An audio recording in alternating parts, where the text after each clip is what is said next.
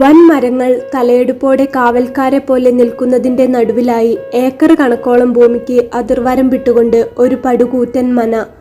Mekkoth road അവസാനിക്കുന്നിടത്തു നിന്ന് ഒരു 100 metre മുൻപോട്ട് നടന്നാൽ ഈശ്വരമംഗലം മനയുടെ വലിയ പടുകൂറ്റൻ പടിപ്പുര കാണാം. മുകളിലേക്ക് കയറാനുള്ള സ്റ്റെപ്പുകളും കാണാം. ഏകദേശം ഒരു 30 സ്റ്റെപ്പിലധികം കയറിക്കഴിഞ്ഞാൽ എത്തുന്ന ഉയർന്ന പറമ്പിലാണ് ഈശ്വരമംഗലം മന നിറഞ്ഞു നിൽക്കുന്നത്.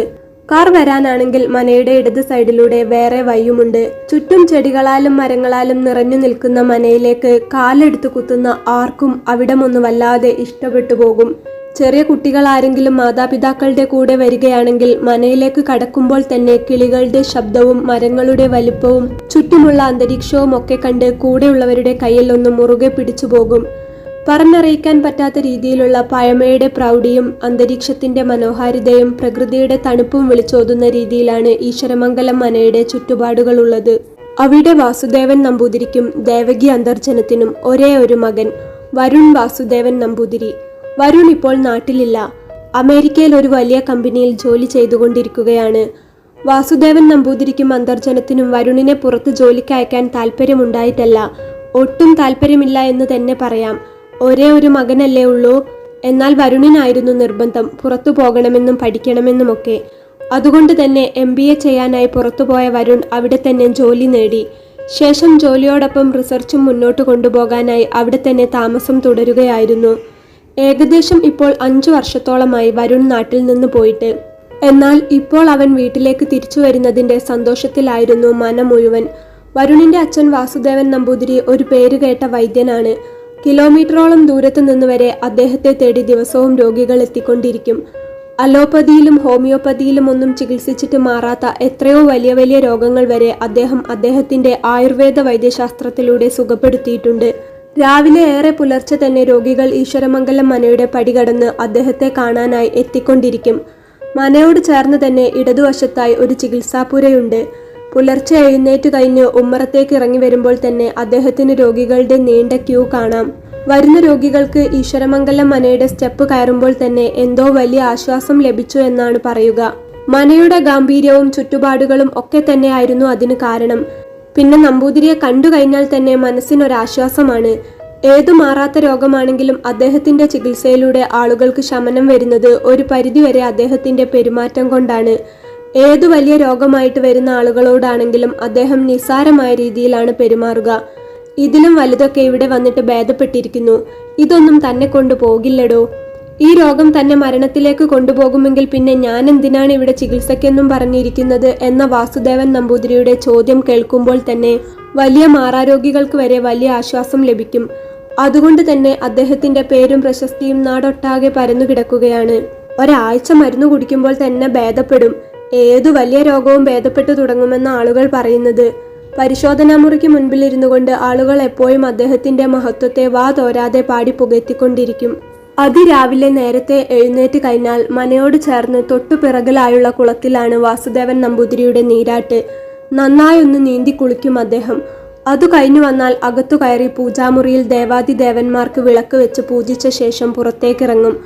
അപ്പോഴേക്കും അടുക്കളയിൽ ദേവകി അന്തർജനത്തിന്റെ കൈകൊണ്ടുണ്ടാക്കിയ പാലൊഴിച്ച് കുറുക്കിയെടുത്ത ചായയും ആവി പറക്കുന്ന പുട്ടും പപ്പടവും പഴവും അല്ലെങ്കിൽ നെയ്യൊഴിച്ച ദോശയും ചമ്മന്തിയും അതുമല്ലെങ്കിൽ മറ്റു പലഹാരമോ റെഡിയായിട്ടുണ്ടാകും. രോഗികളെ പരിശോധിക്കുന്നതിന് മുമ്പ് അദ്ദേഹം വാരി വലിച്ച് ഭക്ഷണം കഴിക്കില്ല. അല്പം ഭക്ഷണം മാത്രം കഴിച്ച് അദ്ദേഹം പുറത്തേക്കിറങ്ങും. പിന്നെ വന്നിരിക്കുന്ന രോഗികളെയെല്ലാം നോക്കി തീർത്തിട്ടാണ് അകത്തേക്ക് കയറുക. നമ്പൂതിരിക്ക് സഹായത്തിന് 2 ആളുകളും കൂടെ ഉണ്ടാവും. അദ്ദേഹം പരിശോധനാ മുറിയിലേക്ക് രോഗികളെ പരിശോധിക്കാനായി വന്നിരുന്നപ്പോൾ ആദ്യം വന്നത് ഒരു 32 വയസ്സിനടുത്ത് പ്രായം തോന്നിക്കുന്ന ഒരു പയ്യനും 28-29 വയസ്സോളം പ്രായം തോന്നിക്കുന്ന ഒരു പെൺകുട്ടിയുമായിരുന്നു. അവർ അകത്തേക്ക് കയറിയപ്പോൾ അദ്ദേഹം ചോദിച്ചു, എന്താ രോഗം? അത് രോഗമല്ല സാർ, ഞങ്ങളുടെ വിവാഹം കഴിഞ്ഞിട്ട് ഏകദേശം 10 വർഷത്തോളം ആകാനായി. ഇതുവരെ കുട്ടികളില്ല. വന്നിരിക്കുന്ന പയ്യൻ വിഷമത്തോടെ പറഞ്ഞു. മാസക്കുളി കൃത്യമായി ഉണ്ടാകാറുണ്ടോ? ഇല്ല, പെൺകുട്ടി പറഞ്ഞു. വൈകിയാണ് വരാറ്. എത്ര സമയം വൈകും? നമ്പൂതിരി വീണ്ടും ചോദിച്ചു.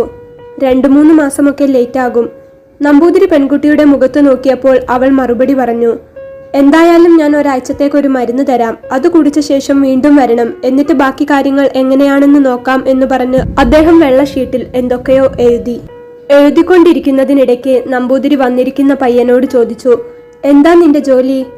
ഞാൻ ഗൾഫിലാണ് സാർ, പയ്യൻ പറഞ്ഞു. അപ്പോൾ ഈ പെൺകുട്ടിയും അവിടെയാണോ? അല്ല, അവളിവിടെ നാട്ടിലാണ്. നമ്പൂതിരി മരുന്നെഴുത്ത് നിർത്തി എഴുതിക്കൊണ്ടിരിക്കുന്ന പേന വെള്ളപ്പേപ്പറിന് മുകളിൽ വെച്ചുകൊണ്ട് രണ്ടുപേരുടെയും മുഖത്തേക്കൊന്ന് നോക്കി. നീ എത്ര വർഷമായി ഗൾഫിൽ പോയിട്ട്? ഞാൻ ഏകദേശം ഒരു 11 വർഷത്തോളം പ്രവാസിയാണ്. വിവാഹത്തിന് മുൻപേ പോയതാണ് സാർ. കുറച്ച് കടവും കാര്യങ്ങളും ഒക്കെ ഉണ്ടായിരുന്നു, അങ്ങനെ പെട്ടുപോയതാണ്, പയ്യൻ പറഞ്ഞു. എടോ, നീ ഗൾഫിലും ഈ പെൺകുട്ടി നാട്ടിലുമാണെങ്കിൽ പിന്നെ നിങ്ങൾക്ക് എങ്ങനെ ഒരു കുഞ്ഞുണ്ടാകാനാണ്? അതിന് നിങ്ങൾ എൻ്റെ അടുത്ത് ചികിത്സയ്ക്ക് വന്നിട്ട് കാര്യമുണ്ടോ? നമ്പൂതിരി ചോദിച്ചു. അത് ഞാൻ ഇടയ്ക്ക് നാട്ടിൽ വരാറുണ്ട്. 2 വർഷം കൂടുമ്പോൾ ലീവിന് വരും. 1-2 മാസം ലീവ് കഴിഞ്ഞാണ് തിരിച്ചു പോകാറ്, പയ്യൻ പറഞ്ഞു. എടോ, ഈ 10 വർഷവും താൻ ഇങ്ങനെ തന്നെയാണോ? 2 വർഷം കൂടുമ്പോൾ ലീവിന് വന്നിട്ട് 1-2 മാസം നിന്ന ശേഷം തിരിച്ചു പോകാറാണോ? നമ്പൂതിരി ഒന്നുകൂടെ ചോദിച്ചു. അതെ, പയ്യൻ ഒന്നുകൂടി പറഞ്ഞു. ഇനിയും എന്തായാലും 2 വർഷം കൂടെ അവിടെ നിന്നേ പറ്റുകയുള്ളൂ സാർ. കടങ്ങളൊക്കെ ഏകദേശം ഒന്ന് ഒതുങ്ങി വരുന്നേ ഉള്ളൂ. അതുകൊണ്ട് അടുത്ത മാസം ഞാൻ തിരിച്ചു പോകും. അതിനു മുൻപ് ഒരു കുഞ്ഞിക്കാൽ. അത് കേട്ടപ്പോൾ നമ്പൂതിരി ചിരിച്ചുകൊണ്ട് പറഞ്ഞു, മോനെ, നീ ആദ്യം ഒരു കാര്യം ചെയ്യണം. നിനക്ക് കുഞ്ഞുങ്ങൾ ഉണ്ടാകണമെന്നുണ്ടെങ്കിൽ നീ കുറച്ചുനാള് ലീവ് എടുത്ത് ഇവിടെ നാട്ടിൽ നിൽക്ക്. ഈ പെൺകുട്ടിക്കാണെങ്കിൽ മാസക്കുളി കറക്റ്റ് അല്ല എന്ന് പറയുന്നു. അപ്പോൾ ഈ കുട്ടിയുടെ ഓവുലേഷന്റെ കണക്കും കാര്യങ്ങളും ഒന്നും എപ്പോഴാണെന്ന് നമുക്കറിയില്ല. 28 ദിവസം കൂടുമ്പോൾ വരുന്ന കുളിക്കാണെങ്കിലല്ലേ നമുക്ക് അണ്ടോൽപാദനത്തിന്റെ ശരിയായ സമയം കണക്കാക്കാൻ പറ്റൂ. ഇത് 3 മാസമൊക്കെ കഴിഞ്ഞു വരുന്ന മാസക്കുളിക്ക് നമ്മൾ ഏത് തീയതിയിൽ വെച്ച് ഓവുലേഷൻ കണക്കാക്കും? നീ 2 വർഷം കഴിഞ്ഞ് നാട്ടിൽ വരും. അവളുടെ കുളിയും കാര്യങ്ങളും ഒക്കെ കഴിഞ്ഞ് ഓവുലേഷൻ റെഡിയായി വരുമ്പോഴേക്കും നീ തിരിച്ചു പോകും. ഇങ്ങനെ 10 വർഷം പോയിക്കൊണ്ടിരുന്നാൽ പിന്നെ എങ്ങനെയാടാ മോനെ കുട്ടികൾ ഉണ്ടാവുക? ഒന്നുകിൽ നീ ഈ പെൺകൊച്ചിനെ ഗൾഫിലേക്ക് കൊണ്ടുപോവുക, അല്ലെങ്കിൽ നീ ഇവിടെ കുറച്ചുകാലം നിൽക്കുക. ഇതൊന്നുമല്ലാതെ ഞാൻ നിങ്ങൾക്ക് മരുന്ന് തന്നിട്ട് അതും വാങ്ങി കുടിച്ച് നീ ലീവും കഴിഞ്ഞ് അവിടേക്ക് പോവും. അവൾ ഇവിടെ നിന്നും നീ അവിടെ നിന്നും മരുന്ന് കുടിച്ചതുകൊണ്ട് വല്ല കാര്യവുമുണ്ടോ മോനെ? നമ്പൂതിരി സൗമ്യമായി ചോദിച്ചു. മരുന്ന് തന്ന് പരീക്ഷിച്ചു നോക്കണമെങ്കിൽ പോലും നീ നാട്ടിൽ വേണ്ടേ? വാസുദേവൻ നമ്പൂതിരി പറഞ്ഞപ്പോൾ അത് ശരിയാണെന്ന് വന്ന പയ്യനും തോന്നി. എന്തായാലും ഒരാഴ്ചക്ക് ഞാൻ ഒരു ചെറിയ പൊടി തരാം. അതിവിടെ വൈദ്യശാലയിൽ നിന്ന് വാങ്ങിച്ചോ. എന്നിട്ട് ഒരാഴ്ച കഴിഞ്ഞ് വീണ്ടും വരണം കേട്ടോ. അപ്പോഴേക്കും നീ ലീവിന്റെ കാര്യം എങ്ങനെയാണെന്ന് തീരുമാനിച്ചുറപ്പിച്ചിട്ട് വന്നാൽ മതി. ഓ ശരി എന്ന് പറഞ്ഞ് അദ്ദേഹത്തെ ബഹുമാനിച്ചുകൊണ്ട് പെൺകുട്ടിയും പയ്യനും അവിടെ നിന്നിറങ്ങി. പിന്നെ അടുത്തതായി വന്നത് ഒരു പെൺകുട്ടിയാണ്. തലയിൽ ആകെ ചൊറിയാണെന്ന് പറഞ്ഞ് ഒരു 23 വയസ്സോളം വരുന്ന പെൺകുട്ടി വന്നു. അവളുടെ മുടി ആകെ മെറൂണും മഞ്ഞയും ചുവപ്പും കളറടിച്ചിരിക്കുന്നു. കൂടാതെ ആ മുടിയിൽ അടുത്ത കാലത്തൊന്നും വെളിച്ചെണ്ണ കാണാത്ത വിധം പാറിപ്പറഞ്ഞിരിക്കുന്നു. എവിടെയാ ചൊറി? കാണിച്ചേ, നമ്പൂതിരി പറഞ്ഞു. പെൺകുട്ടി അപ്പോൾ മുടിയകൾ മാറ്റി ആ തലയോട്ടി കാണിച്ചു കൊടുത്തപ്പോൾ നമ്പൂതിരി ചോദിച്ചു, തലയിൽ വെളിച്ചെണ്ണ ഒന്നും തേക്കാറില്ല അല്ലേ? ഇല്ല, അവൾ പതിഞ്ഞ സ്വരത്തിൽ പറഞ്ഞു. ഷാമ്പു ഉപയോഗിക്കാറുണ്ടോ? ഉണ്ട്, ഷാമ്പു മാത്രമേ ഉപയോഗിക്കാറുള്ളൂ. പെൺകുട്ടി നിസാരമട്ടിൽ മറുപടി പറഞ്ഞു. മോൾ ആദ്യം പോയി തലയിൽ എന്തെങ്കിലും നല്ല എണ്ണ തേച്ച് ഒരാഴ്ച കുളിക്കുക. ഈ മുടി കളറടിക്കുകയും മറ്റും ചെയ്ത് അതിന്റെ കൂടെ തലയിൽ വെറും സോപ്പ് മാത്രം പതപ്പിച്ചുകൊണ്ടിരുന്നാൽ ഇനിയും നിന്റെ തല ഇങ്ങനെ വരണ്ടുണങ്ങി ഈ ചൊറി ഒരിക്കലും മാറില്ല. എണ്ണമയമില്ലാതെ തലയോട്ടി ആകെ വിണ്ടു പൊട്ടി വരികയാണ്. അങ്ങനെയാണ് തലയിൽ ഒരു സ്ഥലത്ത് വന്ന ചൊറി പരന്നു പരന്ന് ഇത്രയും അധികമായത്. ഇവിടെ വൈദ്യശാലയിൽ നിന്ന് നല്ല കാച്ചിയ എണ്ണ വാങ്ങിക്കുക. ഞാൻ ഇതിൽ എഴുതിയിട്ടുണ്ട്. ഒരാഴ്ച ഈ പറഞ്ഞ സോപ്പ് ഉൽപ്പന്നങ്ങൾ ഒന്നും തേക്കാതെ തലയിൽ നല്ലപോലെ ഇത് തേച്ചു കുളിച്ചു വന്നിട്ട് എന്നെ കാണണമെന്ന് നമ്പൂതിരി പറഞ്ഞു. എന്നിട്ടും മാറിയില്ലെങ്കിൽ അപ്പോ നോക്കാം. പെൺകുട്ടി ഷീട്ട് വാങ്ങി അവിടെ നിന്നും പോയി. അതിനുശേഷം വന്നത് ഒരു പ്രായം ചെന്ന സ്ത്രീയായിരുന്നു. അവർക്ക് വാർദ്ധക്യ സഹജമായ അസുഖങ്ങളായിരുന്നു. നമ്പൂതിരി അവരെ പരിശോധിക്കുന്നതിനിടയ്ക്ക് ജനലിലൂടെ മുറ്റത്തേക്ക് നോക്കി. നീണ്ട ക്യൂ കണ്ടപ്പോൾ അടുത്തുള്ള സഹായിയോട് പറഞ്ഞു, നോക്ക് സതീഷ, എനിക്ക് ഉച്ചയ്ക്ക് വരുണിനെ കൂട്ടാൻ എയർപോർട്ടിൽ പോകാനുള്ളതാ. ഇന്നിവരെ മൊത്തം നോക്കിക്കഴിഞ്ഞിട്ട് എപ്പോൾ ഫ്രീ ആകുമെന്ന് പറയാൻ പറ്റില്ല. അതുകൊണ്ട് നീ ഒരു കാര്യം ചെയ്യൂ, അത്യാവശ്യമായിട്ട് കാണേണ്ടവരെയും രോഗം മൂർജിച്ചവരെയും മാത്രം ഇവിടെ നിർത്തിയിട്ട് ബാക്കിയുള്ളവരോടെല്ലാം പോയിട്ട് 2 ദിവസം കഴിഞ്ഞു വരാൻ പറ. എല്ലാവരെയും നോക്കി തീർന്നിട്ട് പോകാന്ന് വെച്ചാൽ ഇന്ന് നടക്കില്ല. എന്നിട്ട് അത്യാവശ്യമുള്ളവരെ മാത്രം ഇങ്ങോട്ട് വിളിക്കിട്ടോ. നമ്പൂതിരി പറഞ്ഞത് കേട്ട് സതീശൻ പുറത്തേക്ക് ഇറങ്ങിപ്പോയി വരിയിൽ നിൽക്കുന്നവരോട് കാര്യം പറഞ്ഞു. ശേഷം നടക്കാൻ കഴിയാതെ വന്ന കുറച്ചുപേരെയും ഒട്ടും വയ്യാത്ത മോശനിലയിലുള്ള കുറച്ചുപേരെയും അവിടെ നിർത്തി ബാക്കി എല്ലാവരോടും പിന്നെ വരാനായി പറഞ്ഞു അവരെയൊക്കെ തിരിച്ചയക്കുകയും ചെയ്തു. രോഗികളെല്ലാം നോക്കിക്കഴിഞ്ഞ ശേഷം കുളി കഴിഞ്ഞ് ഭക്ഷണം കഴിഞ്ഞ് നമ്പൂതിരിയും ദേവകി അന്തർജനവും മുറ്റത്തേക്ക് ഇറങ്ങുമ്പോഴേക്കും വരുണിനെ കൂട്ടാനായി എയർപോർട്ടിൽ പോകാനുള്ള കാർ മുറ്റത്ത് റെഡിയായി കഴിഞ്ഞിരുന്നു. അങ്ങനെ അവർ രണ്ടുപേരും കാറിൽ കയറി. കാർ അവരുടെ പൊന്നുമോനെ കൂട്ടാനായി നേരെ എയർപോർട്ടിലേക്ക് കുതിച്ചു പാഞ്ഞു. നമ്പൂതിരിയും അന്തർജനവും എയർപോർട്ടിൽ കാർ ഇറങ്ങി. അവരവിടെ കുറച്ചുനേരം വെയിറ്റ് ചെയ്ത ശേഷം ഫ്ലൈറ്റിൽ ലാൻഡ് ചെയ്യാൻ പോകുന്നതിന്റെ അനൗൺസ്മെന്റ് വന്നു. ശരിക്കു പറഞ്ഞാൽ നമ്പൂതിരിക്കും ഭാര്യയ്ക്കും വരുണിനെ ഒരു നോക്ക് കാണാനുള്ള കൊതിയായിരുന്നു. വർഷങ്ങൾക്ക് മുൻപ് ഇവിടെ നിന്ന് പോയവനാ. ഇപ്പോഴത്തെ ഫോട്ടോ അവൻ അയച്ചു തന്നിട്ട് കണ്ടിട്ടുണ്ടെങ്കിൽ പോലും മോൻ നേരിൽ എങ്ങനെ ഇരിക്കുന്നു എന്ന് അറിയാനുള്ള ആകാംക്ഷ അവർക്ക് രണ്ടുപേർക്കും ഉണ്ടായിരുന്നു. അന്തർജനത്തിന്റെ കണ്ണും ഹൃദയവും മോനെ കാണാനായി കൊതിക്കുകയായിരുന്നു. ഫ്ലൈറ്റ് ലാൻഡ് ചെയ്ത് കുറച്ച് സമയത്തിനകം തന്നെ യാത്രക്കാരെല്ലാം വന്നിറങ്ങി. ശേഷം എയർപോർട്ടിനുള്ളിൽ നിന്നും യാത്രക്കാർ കുറച്ചായി പുറത്തേക്ക് വരാനായി തുടങ്ങി. മറ്റു യാത്രക്കാരെ കൂട്ടിക്കൊണ്ടുപോകാനായി വന്ന അവരുടെയൊക്കെ വേണ്ടപ്പെട്ടവരും നമ്പൂതിരിക്കും അന്തർജനത്തിനും ചുറ്റുമുണ്ടായിരുന്നു. ആളുകൾക്കിടയിലൂടെ ട്രോളി ബാഗും തള്ളിക്കൊണ്ട് പതിയെ നടന്നു വരുന്ന വരുണിനെ ആദ്യം കണ്ണിൽപ്പെട്ടത് നമ്പൂതിരിക്കായിരുന്നു. ദേ മോൻ, നമ്പൂതിരി തുടിക്കുന്ന ഹൃദയത്തോടെ പറഞ്ഞപ്പോൾ അന്തർജനവും വേഗം അങ്ങോട്ട് നോക്കി. കരിഞ്ഞ നീല ജീൻസും തൂവെള്ള ടീഷർട്ടും കയ്യിൽ കറുത്ത സ്റ്റാപ്പുള്ള വാച്ചും മുഖത്ത് കറുത്ത കൂളിംഗ് ഗ്ലാസും ഇട്ടുകൊണ്ട് ട്രോളി ബാഗ് മുന്തി പതിയെ നടന്നു വരുന്ന മകനെ കണ്ട ആദ്യ മാത്രയിൽ ആ അച്ഛനും അമ്മയും കൊതി അടക്കാനാവാതെ അവനെ ആവുന്നത്ര നോക്കി നിൽക്കുകയാണ് ചെയ്തത്. അവരുടെ അടുത്തേക്ക് പതിയെ നടന്നെത്തിയ വരുൺ ആദ്യം തന്നെ അച്ഛനെ കെട്ടിപ്പിടിച്ചു. ആ ചേർത്തുപിടിക്കലിൽ നമ്പൂതിരിക്ക് വലിയ ആശ്വാസമാണ് തോന്നിയത്. കാരണം ആണും പെണ്ണുമായിട്ട് ഉള്ള ഒരേ ഒരു സന്തതി. അവനിനി ശിഷ്ടകാലമെങ്കിലും ഞങ്ങളുടെ കൂടെ ഇവിടെ ഉണ്ടാകുമല്ലോ എന്ന ആശ്വാസമായിരുന്നു നമ്പൂതിരിക്ക്. അത് കഴിഞ്ഞ ശേഷം വരുൺ അമ്മയുടെ അടുത്തേക്ക് ചെന്ന് ചിരിച്ചുകൊണ്ട് അമ്മയുടെ മുഖം അവന്റെ 2 കൈകൾക്കുള്ളിൽ ആക്കി പിടിച്ചു. അപ്പോഴേക്കും ദേവകി അന്തർജനത്തിന്റെ കണ്ണിൽ നിന്നും കണ്ണുനീർ ഒഴുകാൻ തുടങ്ങിയിരുന്നു. എന്താ അമ്മ ഇത്? ഞാൻ പോകുമ്പോഴും കരച്ചിൽ, ഇപ്പോൾ വന്നപ്പോഴും അതേ കരച്ചിൽ തന്നെയാണല്ലോ എന്ന് ചോദിച്ച് വരുൺ അമ്മയെ കെട്ടിപ്പിടിച്ചു. അമ്മയ്ക്കിപ്പോഴും ഒരു മാറ്റവും ഇല്ലല്ലേ? വസ്ത്രത്തിലും അതെ, സ്വഭാവത്തിലും അതെ. വരുൺ പോകുമ്പോൾ ഉണ്ടായിരുന്ന പോലെ തന്നെ സെറ്റുമുണ്ടും ബ്ലൗസും തന്നെ ആയിരുന്നു അമ്മയുടെ വേഷം. കൂടാതെ നെറ്റിയിൽ ചന്ദനക്കുറിയൊക്കെ ആയി നിൽക്കുന്ന അമ്മയെ കണ്ടപ്പോൾ വരുണിനും എത്രയോ ആശ്വാസം തോന്നിയിരുന്നു. അമേരിക്കയിൽ ജീവിക്കുമ്പോഴും അവിടുത്തെ സാഹചര്യങ്ങളുമായി ഇടപഴകി വന്നപ്പോഴും എല്ലാം അവന് വളരെയധികം അവന്റെ അമ്മയെയും അച്ഛനെയും മിസ് ചെയ്യാറുണ്ടായിരുന്നു. കാരണം അമേരിക്കയിൽ പോകുന്നതിന് മുൻപ് ഇല്ലത്ത് എന്നും രാവിലെ എഴുന്നേറ്റ് വരുൺ കണ്ണു തുറക്കുമ്പോൾ കുളി കഴിഞ്ഞ് സെറ്റുമുണ്ടും ചന്ദനക്കുറിയുമായി ആവി പറക്കുന്ന പാലൊഴിച്ചു കുറുക്കിയ ചായയുമായി അമ്മ അരികിലുണ്ടാകുമായിരുന്നു. അങ്ങനെ അവന്റെ അടുത്തെത്തുന്ന അമ്മയെ ഓർത്തുകൊണ്ടാണ് അമേരിക്കയിലെ അവന്റെ ഓരോ ദിവസവും ആരംഭിക്കുക. മകനെ കണ്ടു ചേർത്തു പിടിച്ചു കഴിഞ്ഞ ശേഷം അവർ പറഞ്ഞു, ക്ഷീണിച്ചു വരികയല്ലേ കുട്ടിയെ, നീ വാ, നമുക്ക് ഇല്ലത്തേക്ക് പോകാം എന്ന് പറഞ്ഞ് അവർ 3 പേരും കാറിനടുത്തേക്ക് നടന്നു. വരുൺ ഡ്രൈവറുടെ കൂടെ മുൻസീറ്റിലും അച്ഛനും അമ്മയും പിറകിലുമായാണ് കയറിയത്.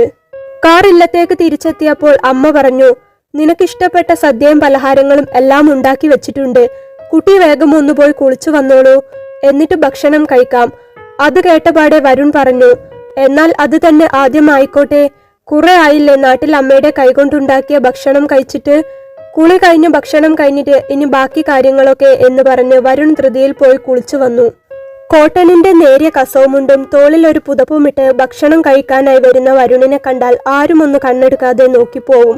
തറവാടിത്തം വിളിച്ചോതുന്ന അസൽ നമ്പൂതിരി പയ്യൻ. അല്ല, വാസുദേവൻ നമ്പൂതിരിയും സൗന്ദര്യത്തിന്റെ കാര്യത്തിൽ മോശമല്ല.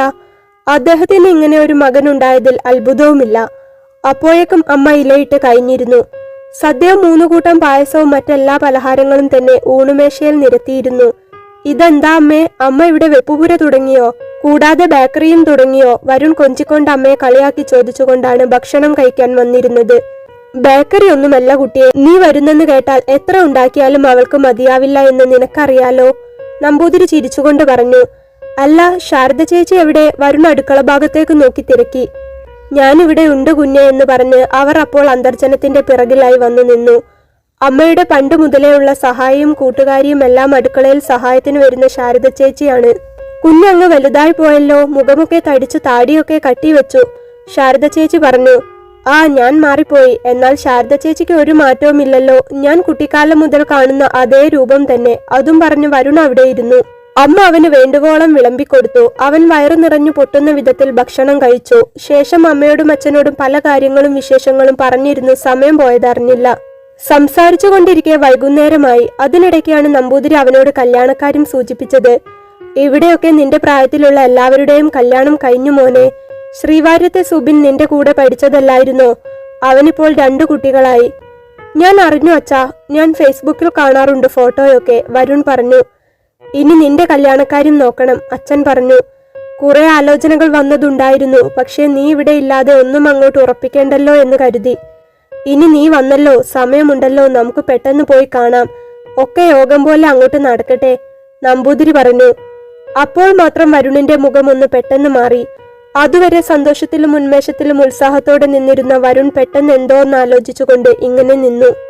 നീ എന്താ മോനെ ആലോചിക്കുന്നത്? നമ്പൂതിരി ചോദിച്ചു. അമ്മ ദേ നിന്റെ കുഞ്ഞുങ്ങളെ കളിപ്പിക്കണമെന്ന് പറയാത്ത ദിവസമില്ല. ഇനിയും നീ കല്യാണക്കാര്യത്തിനെതിര് പറയരുത് എന്ന് അച്ഛൻ പറഞ്ഞപ്പോൾ വരുൺ കുറച്ചുനേരം തൂണു പിടിച്ചു നിന്നു.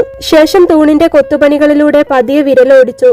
ആലോചിച്ചുകൊണ്ട് പറഞ്ഞു, അച്ഛാ, അത് കല്യാണം. പ്രിൻസിയുടെ കാര്യം നിങ്ങൾക്കൊക്കെ അറിയാമല്ലോ. വേറെ പെണ്ണ് കാണേണ്ട ആവശ്യമൊന്നുമില്ല. ഞാനും അവളും റിലേഷനിലാണ്. അത് കേട്ടപ്പോൾ അമ്മയുടെയും അച്ഛന്റെയും മുഖം മാറി. പ്രിൻസി, നീ ഇപ്പോഴും അവളുമായിട്ട്? അച്ഛൻ വരുണിനോട് ആകാംക്ഷയോടെ തിരക്കി. മോനെ, ആ കാര്യത്തിന് അച്ഛന് പണ്ടേ താല്പര്യമില്ലെന്ന് നിനക്കറിയാമല്ലോ. ഞാൻ കരുതി നീ മറുനാട്ടിൽ ചെന്ന് കഴിഞ്ഞ് പഠിത്തവും കാര്യങ്ങളും ഒക്കെ ആയപ്പോൾ ആ ബന്ധം വിട്ടു കാണുമെന്ന്. അത് നമുക്ക് ചേരുന്ന ബന്ധമല്ല കുട്ടിയെ. അവരുടെ കുടുംബ പശ്ചാത്തലമൊക്കെ നിനക്കറിയാഞ്ഞിട്ടാ മോനെ. പണ്ടും നീ ആ കുട്ടിയുമായുള്ള ബന്ധം പറഞ്ഞപ്പോൾ അച്ഛൻ എതിർക്കാനുള്ള ഒരേ ഒരു കാരണം അത് തന്നെയായിരുന്നു. നീ വിചാരിക്കുന്നുണ്ടാവും നിന്റെ ഇഷ്ടത്തിന് അച്ഛൻ കൂട്ടുനിൽക്കാഞ്ഞിട്ടാണെന്ന്. അവളുടെ അമ്മയുടെയും അമ്മമ്മയുടെയും ഒക്കെ കാര്യം നിനക്കറിയാലോ. മോശപ്പെട്ട രീതിയിൽ പണമുണ്ടാക്കി അങ്ങനെ ജീവിക്കുന്ന ഒരു കുടുംബത്തിൽ നിന്ന് നമുക്ക്, ഞങ്ങളുടെ മാനവും അഭിമാനവും കുടുംബവും കൂട്ടരും ഒക്കെ അവിടെ നിൽക്കട്ടെ, ഞാൻ അതൊന്നും കാര്യമാക്കുന്നില്ല. പക്ഷെ നിനക്കൊരു നല്ല കുട്ടിയെ കിട്ടണമെന്നല്ലേ അച്ഛൻ ആഗ്രഹമുണ്ടാകൂ. വരുൺ അപ്പോഴും ഒന്നും മിണ്ടാതെ നിൽക്കുകയായിരുന്നു. നമ്പൂതിരി അവന്റെ മറുപടിക്ക് എന്ന പോലെ കാതോർത്തും അങ്ങനെ നിന്നു. കുറച്ചുനേരം അങ്ങനെ തന്നെ മറുപടി ഇല്ലാതെ എന്തോ ആലോചിച്ചു നിന്ന ശേഷം വരുൺ അച്ഛന്റെയും അമ്മയുടെയും മുഖത്തേക്ക് മെല്ലെ നോക്കി. എന്നിട്ട് ആലോചിച്ചുറപ്പിച്ച മട്ടിൽ തന്നെ വീണ്ടും പറഞ്ഞു, അച്ഛനും അമ്മയും എന്നോട് ക്ഷമിക്കണം. എന്റെ തീരുമാനത്തിൽ മാറ്റമൊന്നുമില്ല. പ്രിൻസി, ആരൊക്കെ എന്തൊക്കെ പറഞ്ഞാലും എനിക്ക് അവളെ ഇഷ്ടമാണ്. ഞാൻ വിവാഹം കഴിക്കുന്നെങ്കിൽ അത് അവളെ മാത്രമായിരിക്കും. അത് പറഞ്ഞുകൊണ്ട് വരുൺ അകത്തേക്ക് കയറിപ്പോയി. നമ്പൂതിരിയും അന്തർജനവും എന്ത് ചെയ്യണമെന്നറിയാതെ വിഷമിച്ചങ്ങനെ നിന്നു. ശേഷം അന്തർജനം നമ്പൂതിരിയുടെ അടുത്തേക്ക് വന്നുകൊണ്ട് പറഞ്ഞു, ഈ കുട്ടിക്ക് ഇതെന്തു പറ്റി? ഞാൻ കരുതി അമേരിക്കയിൽ പോയി കഴിഞ്ഞപ്പോൾ ഇതൊക്കെ അങ്ങ് മറന്നു കാണുമെന്ന്. അവൻ ആ കുട്ടിയെ വേളി കഴിച്ചുകൊണ്ട് വന്നാൽ എനിക്കത് സങ്കല്പിക്കാൻ പോലും വയ്യ. ഇപ്പോൾ ഈ അടുത്തു തന്നെ അതിനെ വയനാട്ടിലെങ്ങാണ്ട് ഒരു ഹോട്ടലിൽ വെച്ച് പിടിച്ച കഥയൊക്കെ നമ്മൾ കേട്ടില്ലേ? അതൊക്കെ നാട്ടിൽ പാട്ടുമാണ്. അങ്ങനെ ഒരു കുട്ടിയെ ഈ വീട്ടിലേക്ക് മരുമകളായി കയറ്റുക എന്ന് പറഞ്ഞാൽ അതൊക്കെ പോട്ടെ, എന്റെ കുട്ടിയുടെ ഭാവി എന്താവും? വേളി കഴിഞ്ഞാലും അവൾ അവളുടെ വഴിക്ക് നടക്കില്ലേ? ഇവനൊരു നല്ല ജീവിതമുണ്ടാകുമോ? എനിക്ക് ആലോചിച്ചിട്ട് എന്തൊക്കെയോ തല കറങ്ങുന്നു. ദേവകി അന്തർജനം നിസ്സഹായാവസ്ഥയിൽ ഭർത്താവിനോട് അത് പറഞ്ഞപ്പോൾ നമ്പൂതിരി ഒന്നും മിണ്ടാതെ അവരെ നോക്കുകയാണ് ചെയ്തത്. കാരണം അദ്ദേഹത്തിനും ഭാര്യയെ എങ്ങനെ സമാധാനിപ്പിക്കണമെന്നും എന്തു പറയണമെന്നും വാക്കുകളില്ലായിരുന്നു. എന്തു ചെയ്യാനാ ദേവകി? നമ്പൂതിരി പറഞ്ഞു തുടങ്ങി. അവൻ കുഞ്ഞായിരുന്നപ്പോൾ നമുക്ക് നമ്മുടെ ഇഷ്ടങ്ങൾക്കനുസരിച്ച് അവനെ നടത്താമായിരുന്നു. എന്നാൽ ഇന്ന് അതല്ല സ്ഥിതി. അവൻ ഒരു മുതിർന്ന പയ്യനായിരിക്കുന്നു. അവൻ അവൻ്റെതായ ഇഷ്ടങ്ങളും താല്പര്യങ്ങളും ഒക്കെ കാണും. നമുക്കൊന്നും അവന്റെ മേൽ ഇനി അടിച്ചേൽപ്പിക്കാൻ കഴിയില്ല. ഇനിയിപ്പോ പറഞ്ഞു തിരുത്താമെന്ന് വെച്ചാൽ പറയുക എന്നല്ലാതെ തിരുത്തേണ്ടത് അവനാണല്ലോ. എന്നാലും ഇപ്പോഴും അങ്ങനെ ഒരു ബന്ധം. എന്താ ചെയ്യേണ്ടത് ദേവിയെ? ദൈവം എങ്ങനെയെങ്കിലും അവനെ ഇതിൽ നിന്നും പിന്തിരിപ്പിച്ചാൽ മതിയായിരുന്നു. നമ്പൂതിരി മുകളിലേക്ക് നോക്കി പറഞ്ഞുകൊണ്ട് നെടുവേർപ്പിട്ടു. റൂമിലേക്ക് പോയ വരുൺ കറുപ്പ് ഷർട്ടും പാന്റും ഒക്കെ ഇട്ട് ഡ്രസ്സ് മാറിക്കഴിഞ്ഞ ശേഷമാണ് പുറത്തേക്ക് ഇറങ്ങിയത്. അപ്പോഴും അമ്മയും അച്ഛനും ഉമ്മറക്കോലായിൽ അവന്റെ കഥ പറഞ്ഞിരിക്കുകയായിരുന്നു. അവരുടെ മുൻപിലേക്ക് എത്തിയ ശേഷം വരുൺ പറഞ്ഞു, അച്ഛാ, ഞാനൊന്ന് പുറത്തു പോയി വരാം. എനിക്ക് ഫ്രണ്ട്സിനെ ഒക്കെ ഒന്ന് കാണണം. ഞാൻ കാറിന്റെ കീ എടുത്തിട്ടുണ്ട് കേട്ടോ. എങ്ങോട്ടാ മോനെ നീ? അച്ഛൻ ഒന്നുകൂടെ ചോദിച്ചു. കുറെ ആയില്ലേ അച്ഛാ ഫ്രണ്ട്സിന്റെ കൂടെയൊക്കെ പോയിട്ട്. ഒന്ന് കറങ്ങി അടിച്ച് എല്ലാവരെയും കണ്ടിട്ട് വരാം. അത് പറഞ്ഞ് വരുൺ കാർ സ്റ്റാർട്ടാക്കിയപ്പോൾ നമ്പൂതിരിയുടെയും ഭാര്യയുടെയും ഹൃദയം ശരിക്കും തകർന്ന് തരിപ്പണമാകുന്ന പോലെ ഉണ്ടായിരുന്നു. അവൻ അങ്ങോട്ട് തന്നെ ആയിരിക്കുന്നാ തോന്നണേ. അവളെ കാണാൻ അന്തർജനം ഭർത്താവിനോട് പറഞ്ഞു. അദ്ദേഹം വിഷമത്തോടെ ഒന്ന് മൂളുകയല്ലാതെ മറ്റൊന്നും പറഞ്ഞില്ല. എന്തായാലും വരുണിന്റെ അച്ഛന്റെയും അമ്മയുടെയും ഊഹം തെറ്റിയില്ല. വരുൺ നേരെ പോയത് പ്രിൻസിയെ കാണാൻ തന്നെ ആയിരുന്നു. അവൻ റോഡ് സൈഡിൽ കാർ നിർത്തിയ ശേഷം അവളെ ഫോൺ വിളിച്ചു. Hello baby, where are you? ഒരു പാവപ്പെട്ടവൻ ഇവിടെ കാത്തിരിപ്പുണ്ട്, വരുൺ പറഞ്ഞു. എടാ മോനെ, നീ എത്തിയോ? ഞാൻ ഇപ്പോ വരാം കേട്ടോ. 5 മിനിറ്റ് വെയിറ്റ്, നീ എന്നെ കാത്തുനിന്ന് മുഷിഞ്ഞ് തിരിച്ചു പോയേക്കല്ലേ. ദാ ഇപ്പോ എത്തിയെന്ന് പറഞ്ഞ് പ്രിൻസി കോൾ കട്ട് ചെയ്തു. കുറച്ചു സമയത്തിന് ശേഷം പാറിപ്പറക്കുന്ന ആക്റ്റീവയിൽ ഇറുങ്ങിപ്പിടിച്ച ജീൻസും ബനിയനും പാറിപ്പറക്കുന്ന മുടിയേകളുമായി പ്രിൻസി അവന്റെ കാറിനടുത്ത് വന്ന് വണ്ടി നിർത്തി. ശേഷം ആക്റ്റീവ റോഡ് സൈഡിൽ സൈഡാക്കി വെക്കുമ്പോഴേക്കും വരുൺ കാറിന്റെ ഡോർ തുറന്നു കഴിഞ്ഞിരുന്നു. ചിരിച്ചുകൊണ്ട് പ്രിൻസി വേഗം കാറിൽ കയറി. ഹലോ ഡാ, എത്ര വർഷമായി കണ്ടിട്ട് എന്ന് പറഞ്ഞ് പ്രിൻസി വരുണിനെ കണ്ടപാടെ ചേർത്തു പിടിച്ചു. ഓ മൈ സ്വീറ്റ് ഡാർലിംഗ്, നീ ഇപ്പോൾ ആളങ്ങ് കുട്ടപ്പനായല്ലോ. ഫോട്ടോയിൽ കാണുമ്പോൾ ഉള്ളതിനേക്കാളും ഗ്ലാമർ ഉണ്ട്. കവിളൊക്കെ ചുവന്നു തുടുത്തു. ആഹാ, എന്താ ഒരു ഭംഗി. പ്രിൻസി വരുണിനോട് പറഞ്ഞപ്പോൾ വരുൺ പൊട്ടിച്ചിരിച്ചു. അതൊക്കെ ഇരിക്കട്ടെ, ഇനി എന്താ ഫ്യൂച്ചർ പരിപാടി? പ്രിൻസി വരുണിനോട് വീണ്ടും ചോദിച്ചപ്പോൾ വരുൺ പറഞ്ഞു, എന്ത് പരിപാടി? കാലം കുറച്ചായില്ലേ ഇവിടെ നിന്നും പോയിട്ട്, ഇനി കുറച്ച് ഇവിടെയൊക്കെ അങ്ങ് നിൽക്കാമെന്ന് കരുതി അങ്ങനെ തിരികെ വന്നതാണ്. പ്രിൻസി ഒന്നുകൂടെ വരുണിനെ കൈകൊണ്ട് കവിളിൽ പിച്ചിക്കൊണ്ട് പറഞ്ഞു. ആ പിന്നെ ഒരു മിനിറ്റ്, നാളെ ആദർശിന്റെ ബർത്ത്ഡേ ആണ്. വയനാട് റിസോർട്ടിൽ വെച്ചിട്ടാ. അവൻ എല്ലാവരെയും വിളിച്ചിട്ടുണ്ട്. പക്ഷേ നീ നാട്ടിൽ വരുന്ന കാര്യം ഞാൻ അവനോട് പറഞ്ഞിട്ടില്ലായിരുന്നു. വന്നിട്ടൊരു സർപ്രൈസ് പോലെ ഫോൺ വിളിക്കാമെന്ന് കരുതി. എന്തായാലും ഞാൻ അവനെ കോൾ ചെയ്ത് ലൈനിൽ ഇട്ടു തരാമെന്ന് പറഞ്ഞ് പ്രിൻസി ആദർശിനെ കോൾ ചെയ്തു. ശേഷം വരുൺ വന്ന സർപ്രൈസ് പൊട്ടിച്ചുകൊണ്ട് ആദർശിന്റെ കോൾ വരുണിന് കൊടുത്തു. അപ്പോൾ ആദർശ് വരുണിനോട് പറഞ്ഞു, എടാ മോനെ, നീ എന്തായാലും വരണം കേട്ടോ. പ്രിൻസിയും ഗ്യാങ്ങും ഒക്കെ എന്തായാലും ഉണ്ടാകും. നമുക്ക് എന്തായാലും അടിച്ചു പൊളിക്കാം. നിന്നെ കണ്ടിട്ട് എത്ര കാലമായടാ. നീ വാ എന്ന് ആദർശ് കാര്യമായി ക്ഷണിച്ചതുകൊണ്ട് തന്നെ വരാമെന്ന് വരുൺ സമ്മതിച്ചു. അപ്പോ എങ്ങനെയാ, നമുക്ക് ഒരുമിച്ച് പോകാം? വരുൺ പ്രിൻസിയോട് ചോദിച്ചു. പ്രോഗ്രാം കഴിഞ്ഞു വരുമ്പോൾ നമുക്ക് ഒരുമിച്ച് വരാം. നാളെ ഞങ്ങൾ ടീം എല്ലാവരും കൂടെ പറഞ്ഞു വെച്ചിട്ടുണ്ട്. ഒരു ചെറിയ ഡാൻസ് പ്രോഗ്രാമും ആദർശിനൊരു സർപ്രൈസും ഒക്കെ ആയിട്ട് ഞാൻ അങ്ങ് നേരത്തെ പോകും. ബർത്ത്ഡേ പാർട്ടി എല്ലാം കഴിഞ്ഞ് രാത്രി വരുന്ന വഴി നമുക്ക് അടിച്ചു പൊളിക്കാം. നീ എപ്പോഴാ എത്തുക? പ്രിൻസി അവനോട് ചോദിച്ചപ്പോൾ, നാളെ ഞങ്ങളുടെ കാവിൽ എന്റെ പേരിൽ ഒരു ചുറ്റുവിളക്കൊക്കെ ഉണ്ട്. അച്ഛൻ ഞാൻ വന്നപ്പോൾ തന്നെ പറഞ്ഞിരുന്നു. അതുകൊണ്ട് എനിക്ക് വൈകുന്നേരത്തിന് മുൻപ് എത്താൻ കഴിയില്ല. ഞാൻ അതൊക്കെ കഴിഞ്ഞ് രാത്രി 8 ആവുമ്പോഴേക്കും അങ്ങ് എത്തിയേക്കാം. ഓക്കേടാ, എന്നാൽ അങ്ങനെ ചെയ്യാം.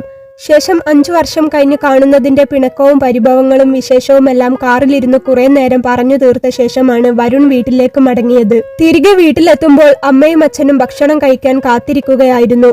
രാത്രി ഭക്ഷണം കഴിച്ചുകൊണ്ടിരിക്കുന്നതിനിടയ്ക്ക് വരുൺ അവരോട് നാളെ ബർത്ത്ഡേ പാർട്ടിക്ക് പോകാനുള്ള കാര്യം പറഞ്ഞു.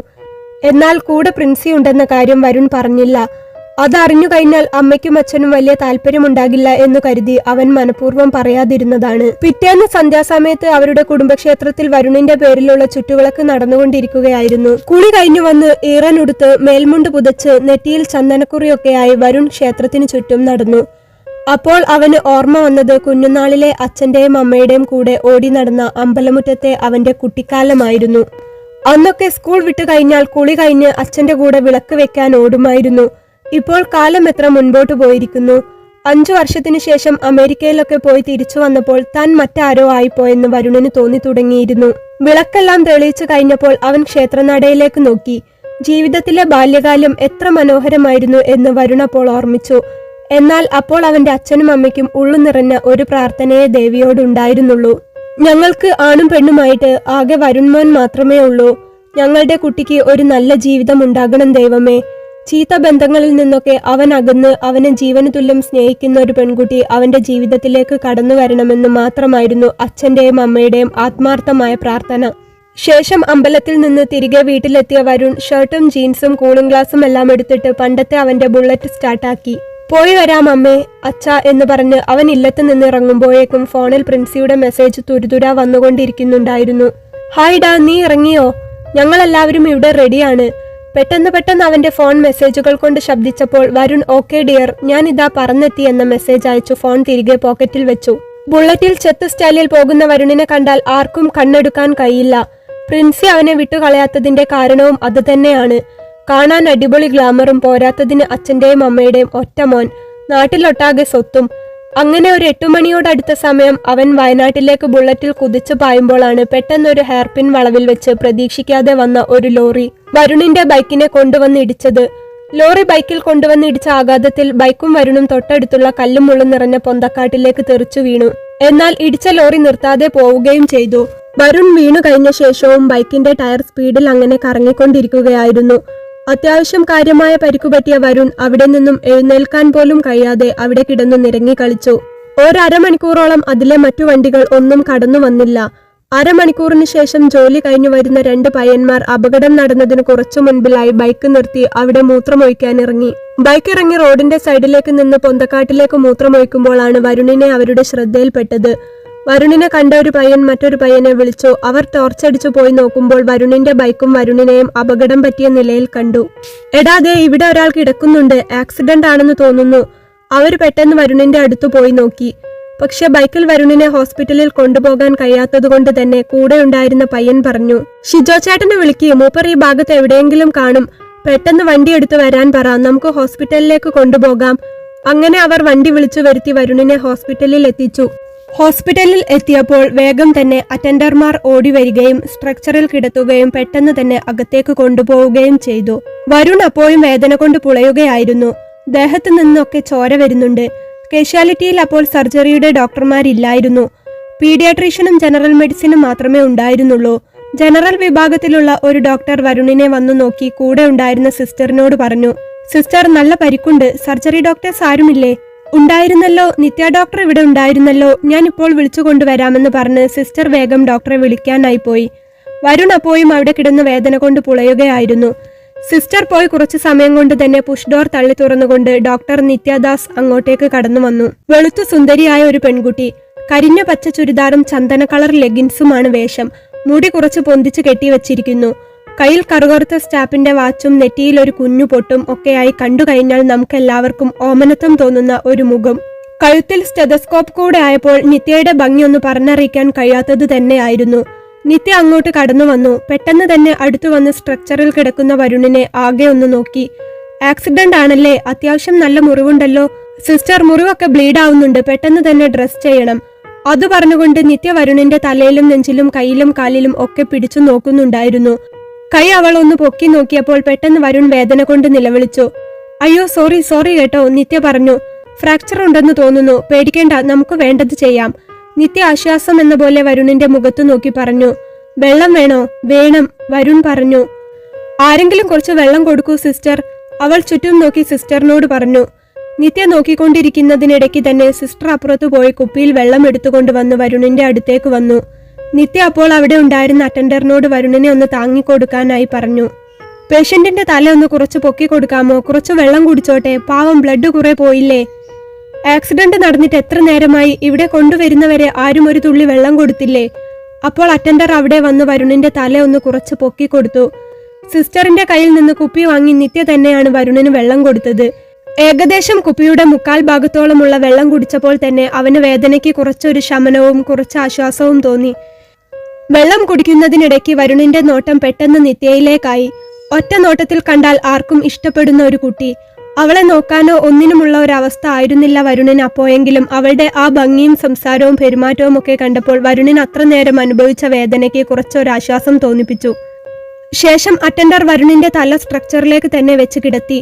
അപ്പോൾ സിസ്റ്റർ അറ്റൻഡറോട് പറഞ്ഞു, ഒരാളെ കൂടെ സഹായത്തിന് വിളിച്ചിട്ട് പേഷ്യന്റിനെ ബെഡിലേക്ക് കിടത്തിക്കേ. വേണ്ട, മുറിവൊക്കെ ഇവിടെ വെച്ച് തന്നെ ഒന്ന് സ്റ്റിച്ച് ചെയ്തെടുത്താൽ മതി. അങ്ങോട്ട് മാറ്റി കിടത്തിയിട്ട് ഇനി സ്കാനിങ്ങിന് കൊണ്ടുപോകുമ്പോൾ വീണ്ടും പിടിച്ച് സ്ട്രക്ചറിലേക്ക് തന്നെ കിടത്തണ്ടേ? അല്ലെങ്കിൽ തന്നെ പാവത്തിനാകെ ഒരുപാട് മുറിവ് പറ്റിയിട്ടുണ്ട്. ഇനി അങ്ങോട്ടും ഇങ്ങോട്ടും വെറുതെ ഇട്ട് ശരീരം ഇളക്കണ്ട, ഇവിടെ തന്നെ കിടന്നോട്ടെ. അത് പറഞ്ഞുകൊണ്ട് നിത്യ അപ്പുറത്തു പോയി അവിടെ ബെഡിൽ നിന്ന് പച്ച കവറിട്ട് വെച്ചിരിക്കുന്ന ഒരു ചെറിയ തലയണ എടുത്തു കൊണ്ടുവന്നു. ശേഷം വരുണിന്റെ അടുത്തേക്ക് വന്നിട്ട് പറഞ്ഞു, തല ഒന്ന് കുറച്ചൊന്ന് പൊക്കി തരാമോ? അവൻ തല മെല്ലെ ഒന്ന് പൊന്തിച്ചു കൊടുത്തപ്പോൾ അവൾ അവന്റെ തലയ്ക്കടിയിലായി ആ തലയിണ മെല്ലെ വെച്ചു കൊടുത്തു. ഇത് കഴിയുന്നവരെ വെറും സ്ട്രക്ചറിൽ തന്നെ തല വെച്ചോണ്ടിരുന്നാൽ വേദനിക്കും, ഇതിൽ വെച്ചോളൂട്ടോ എന്ന് പറഞ്ഞു. അപ്പോഴും വരുൺ അറിയാതെ ഒന്ന് നിത്യയുടെ കണ്ണിലേക്ക് നോക്കിപ്പോയി. ശേഷം സിസ്റ്ററും നിത്യയും കൂടെ നിന്നുകൊണ്ട് തന്നെയാണ് വരുണിന്റെ മുറിവെല്ലാം ക്ലീൻ ചെയ്തതും സ്റ്റിച്ച് ചെയ്തതുമെല്ലാം. മുറിവ് ക്ലീൻ ചെയ്യുമ്പോൾ ഇടയ്ക്ക് വേദന കൊണ്ട് ശബ്ദമുണ്ടാക്കിയ വരുണിനോട് നിത്യ പറഞ്ഞു, നല്ല പെയിൻ ഉണ്ടല്ലേ, സാരമില്ല, പേടിക്കേണ്ട, ഇപ്പൊ തരിപ്പിക്കാനുള്ള ഇഞ്ചക്ഷൻ വെക്കാം. തരിപ്പിച്ചു കഴിഞ്ഞാൽ പിന്നെ സ്റ്റിച്ച് ഇടുന്നതും വേദനയോ ഒന്നും അറിയില്ല. ഇടതുകൈക്ക് മുകളിലായി വരുണിന് നല്ല പരിക്കുണ്ടായിരുന്നു. അവിടെ സ്റ്റിച്ച് ചെയ്യാനായി ഇഞ്ചക്ഷൻ വെച്ചപ്പോൾ അവന് പാതി ജീവൻ തിരിച്ചു കിട്ടിയ പോലെ തോന്നി. തരിപ്പിച്ചത് കാരണം പിന്നെ കൈയുടെ വേദന അവൻ അറിയുന്നുണ്ടായിരുന്നില്ല. അങ്ങനെ മുറിവ് ക്ലീൻ ചെയ്ത് സ്റ്റിച്ച് ചെയ്ത് എല്ലാം കഴിഞ്ഞപ്പോൾ നിത്യ വരുണിനോട് പറഞ്ഞു, കഴിഞ്ഞൂട്ടോ, പേടിക്കണ്ട, നിങ്ങളുടെ കൂടെ ആരാ വന്നത്? അവർ പുറത്തുണ്ട്, വരുൺ പതിയെ പറഞ്ഞു. ഓക്കെ, ഞാൻ ചോദിച്ചോളാം എന്ന് പറഞ്ഞ് അവൾ വരുണിനെ കൊണ്ടുവന്ന പയ്യന്മാരുടെ അടുത്തേക്ക് പോയി. അവർ അപ്പോൾ സംഭവിച്ചതൊക്കെ നിത്യയോട് പറഞ്ഞു. നിത്യ അപ്പോൾ തന്നെ പോലീസിൽ ഇൻഫോം ചെയ്യാനായി കൂടെ ഉണ്ടായിരുന്ന ഡോക്ടറോട് അറിയിക്കുകയും ചെയ്തു. ശേഷം 2 അറ്റൻഡർമാരെയും കൂട്ടിയാണ് നിത്യ വീണ്ടും കാഷ്വാലിറ്റിയിലേക്ക് വന്നത്. എന്നിട്ട് അറ്റൻഡറോട് പറഞ്ഞു, ഫ്രാക്ചർ ഉണ്ടെന്നാ തോന്നുന്നത്, ഇടതുകൈക്ക് എക്സ്റേ എടുക്കണം, നിങ്ങൾ തന്നെ കൊണ്ടുപോയിട്ട് തിരികെ കൊണ്ടുവരണം, കൂടെ ആരുമില്ല അതുകൊണ്ടാണ്. പിന്നെ എക്സ്റേയുടെ അവിടെ ഭയങ്കര തിരക്കുണ്ടെങ്കിൽ അർജന്റ് കേസാണെന്ന് പറഞ്ഞ് അധികം വെയിറ്റ് ചെയ്യാതെ എക്സ്റേ എടുത്തു വരണം. ഞാൻ സ്ലിപ്പ് തരാമെന്ന് പറഞ്ഞ് അവൾ അവിടെ ഉണ്ടായിരുന്ന നോട്ട് പാഡ് എടുത്ത് എമർജൻസി കേസ് എന്ന് എഴുതിയതിന്റെ താഴെ ഡോക്ടർ നിത്യദാസ് എന്നുകൂടി എഴുതി തീയതിയും ചേർത്ത് സൈൻ ചെയ്തു കൊടുത്തു. ഇത് കൊടുത്താൽ മതി, അവര് പെട്ടെന്ന് ചെയ്തു തരുമെന്ന് അറ്റൻഡറോട് പറഞ്ഞു. ശേഷം വരുണിനോട് ചോദിച്ചു, വീട്ടിൽ പറയണ്ടേ, ഫോണുണ്ടോ? കയ്യിൽ ഫോണില്ല, അപകട സ്ഥലത്ത് എവിടെയോ മിസ്സായി. വരുൺ പറഞ്ഞു. ആ കുഴപ്പമില്ല, നമ്പർ തന്നാൽ മതി, ഞാൻ ഡയൽ ചെയ്തു തരാം. നമ്പർ? അച്ഛനും അമ്മയും ഇതറിഞ്ഞു കഴിഞ്ഞാൽ പേടിക്കും, മനസ്സിനൊട്ടും കട്ടിയില്ലാത്തവരാ. ഞാൻ എൻ്റെ ഒരു ബ്രദറിന്റെ നമ്പർ തരാം. നിത്യ റൂമിലുണ്ടായിരുന്ന ഹോസ്പിറ്റൽ കസ്റ്റമർ കെയറിന്റെ ഫോൺ എടുത്താണ് വരുൺ പറഞ്ഞു കൊടുത്ത നമ്പർ ഡയൽ ചെയ്തത്. വരുൺ അപ്പോൾ വേദന എടുത്തു കളിക്കുന്നത് കണ്ടപ്പോൾ അവൾ ഫോൺ അവന്റെ കയ്യിൽ കൊടുക്കാതെ പറഞ്ഞു, നിങ്ങൾ പോയി എക്സ്റേ എടുത്തു വന്നോളൂ, ഞാൻ പറഞ്ഞോളാം എന്ന് പറഞ്ഞു ഫോൺ എടുത്ത് വരുൺ പറഞ്ഞ നമ്പറിലേക്ക് വിളിച്ച് കാര്യം സൂചിപ്പിച്ചു. ജിതിൻ വരുണിന്റെ അച്ഛന്റെ സഹോദരന്റെ മകനാണ്. അവൻ അപ്പോൾ തന്നെ വരാമെന്ന് പറഞ്ഞു. വരുണിന്റെ എക്സ്റേ എടുത്തു കഴിയുമ്പോഴേക്കും ജിതിൻ അവിടേക്ക് എത്തിയിരുന്നു. എന്തുപറ്റി? വരുണിനെ കണ്ടപാട് ജിതിൻ ചോദിച്ചു. ഞാൻ വയനാട് ഒരു ഫംഗ്ഷന് പോവുകയായിരുന്നു. പോകുന്ന വഴി പെട്ടെന്നൊരു വളവിൽ വെച്ച് ലോറി വന്നതാടാ. അവർ ആണെങ്കിൽ ഹോൺ അടിച്ചതുമില്ല. കൂടാതെ അവര് തട്ടിയിട്ട് പോവുകയും ചെയ്തു. ഭാഗ്യത്തിന് ജീവനൊന്നും പറ്റിയില്ല. വരുൺ കാര്യങ്ങളെല്ലാം പറഞ്ഞു. ഞാൻ നാളെ വീട്ടിലേക്ക് വരാനിരിക്കുവായിരുന്നു നിന്നെ കാണാൻ. വീടുപണി കാരണം ഓരോ തിരക്കായിപ്പോയി. എന്നിട്ട് നിനക്കിപ്പോൾ എങ്ങനെയുണ്ട്? ജിതിൻ അവനെ മൊത്തം നോക്കിക്കൊണ്ട് ചോദിച്ചു. ആ കുഴപ്പമില്ല, സ്റ്റിച്ച് ചെയ്യാൻ വേണ്ടി ധരിപ്പിച്ചത് കൊണ്ട് കൈക്കിപ്പോൾ പെയിൻ കുറവുണ്ട്. പിന്നെ എക്സ്റേ എടുക്കണമായിരുന്നു. എന്നിട്ട് എടുത്തു കഴിഞ്ഞോ? ജിതിൻ ചോദിച്ചപ്പോൾ ഓ കഴിഞ്ഞു, ഇനി ഡോക്ടറെ കാണിക്കണമെന്ന് വരുൺ പറഞ്ഞു. എന്നാൽ ശരി വാ എന്ന് പറഞ്ഞ് വരുണിന്റെ സ്ട്രക്ചറിന്റെ ഒരു ഭാഗം തള്ളിയത് ജിതിനായിരുന്നു. അങ്ങനെ അവർ വീണ്ടും കാഷ്വാലിറ്റിയിൽ എത്തിയപ്പോൾ നിത്യ അവിടെ മറ്റൊരു പേഷ്യന്റിനെ നോക്കിക്കൊണ്ടിരിക്കുകയായിരുന്നു. വരുൺ അകത്തേക്ക് വന്നപ്പോൾ നിത്യ ആ പേഷ്യന്റിനെ വേഗം നോക്കി തീർത്ത ശേഷം വരുണിന്റെ അടുത്തേക്ക് വന്നു. എക്സ്റേ റിപ്പോർട്ട് വാങ്ങി നോക്കി. ആ ജോയിൻസിൽ നിന്ന് എല്ലാം അകന്നിട്ടുണ്ട്. ചെറിയൊരു ഫ്രാക്ചറുമുണ്ട്. എന്തായാലും ഓപ്പറേഷൻ ചെയ്യേണ്ടതായിട്ടൊന്നും കാണുന്നില്ല. ഒരു 2-3 മാസം എന്തായാലും കയ്യിൽ ബാഗ് ഇടേണ്ടി വരും. നിങ്ങൾ അതാ കർട്ടന്റെ അപ്പുറത്തേക്കുള്ള റൂമിലേക്ക് നിന്നോളൂ, ഞാൻ അങ്ങോട്ടേക്ക് വരാം. അങ്ങനെ ജിതിൻ വരുണിന്റെ സ്ട്രക്ചർ തള്ളി അപ്പുറത്തുള്ള റൂമിലെത്തി.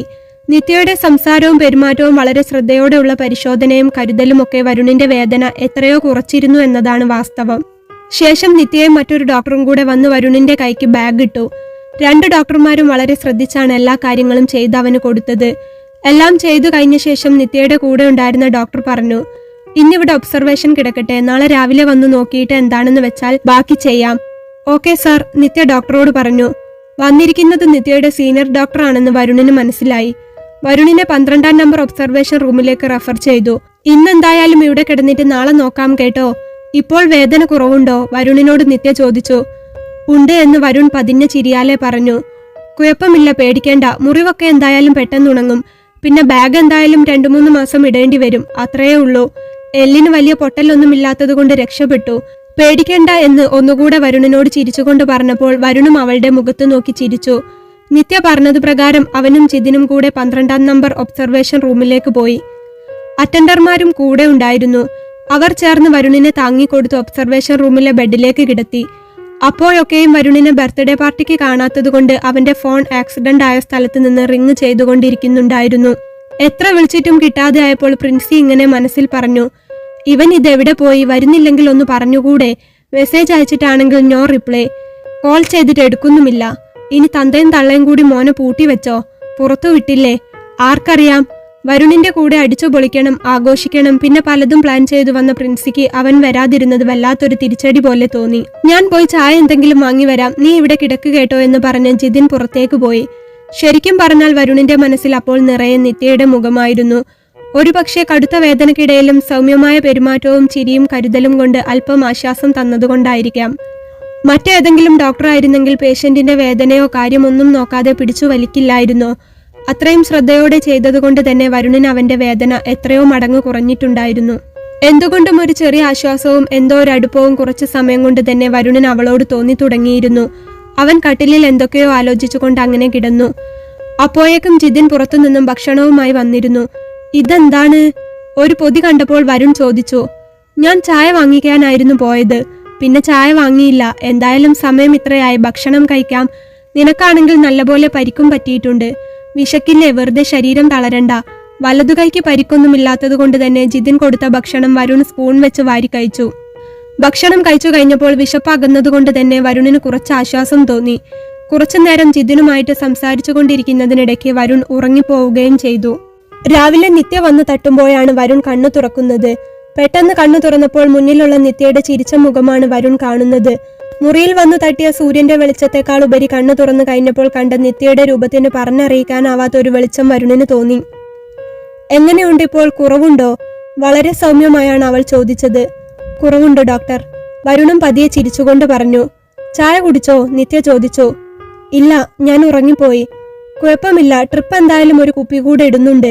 വേദന തോന്നുന്നുണ്ടെങ്കിൽ ഒരു ഇഞ്ചക്ഷൻ തരാം, അല്ലെങ്കിൽ ഗുളിക തരാം. കുഴപ്പമില്ല ഡോക്ടർ, കുറവുണ്ട് എന്ന് വരുൺ പറഞ്ഞു. എന്നാൽ ചായ കുടിച്ചിട്ട് ഈ മരുന്ന് കുടിച്ചോളൂ. ട്രിപ്പ് തീർന്ന ശേഷം നമുക്ക് വീട്ടിൽ പോകുന്നതിനെ പറ്റി പറയാം.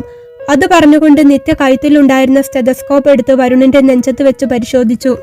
അവളുടെ വെളുത്തു മെലിഞ്ഞ തണുത്ത കൈവിരലിന്റെ ഒരറ്റം വരുണിന്റെ നെഞ്ചത്ത് തട്ടിയപ്പോൾ ഉള്ളിൽ എന്തോ ഒരു ചിരി പോലെ അവന് തോന്നി.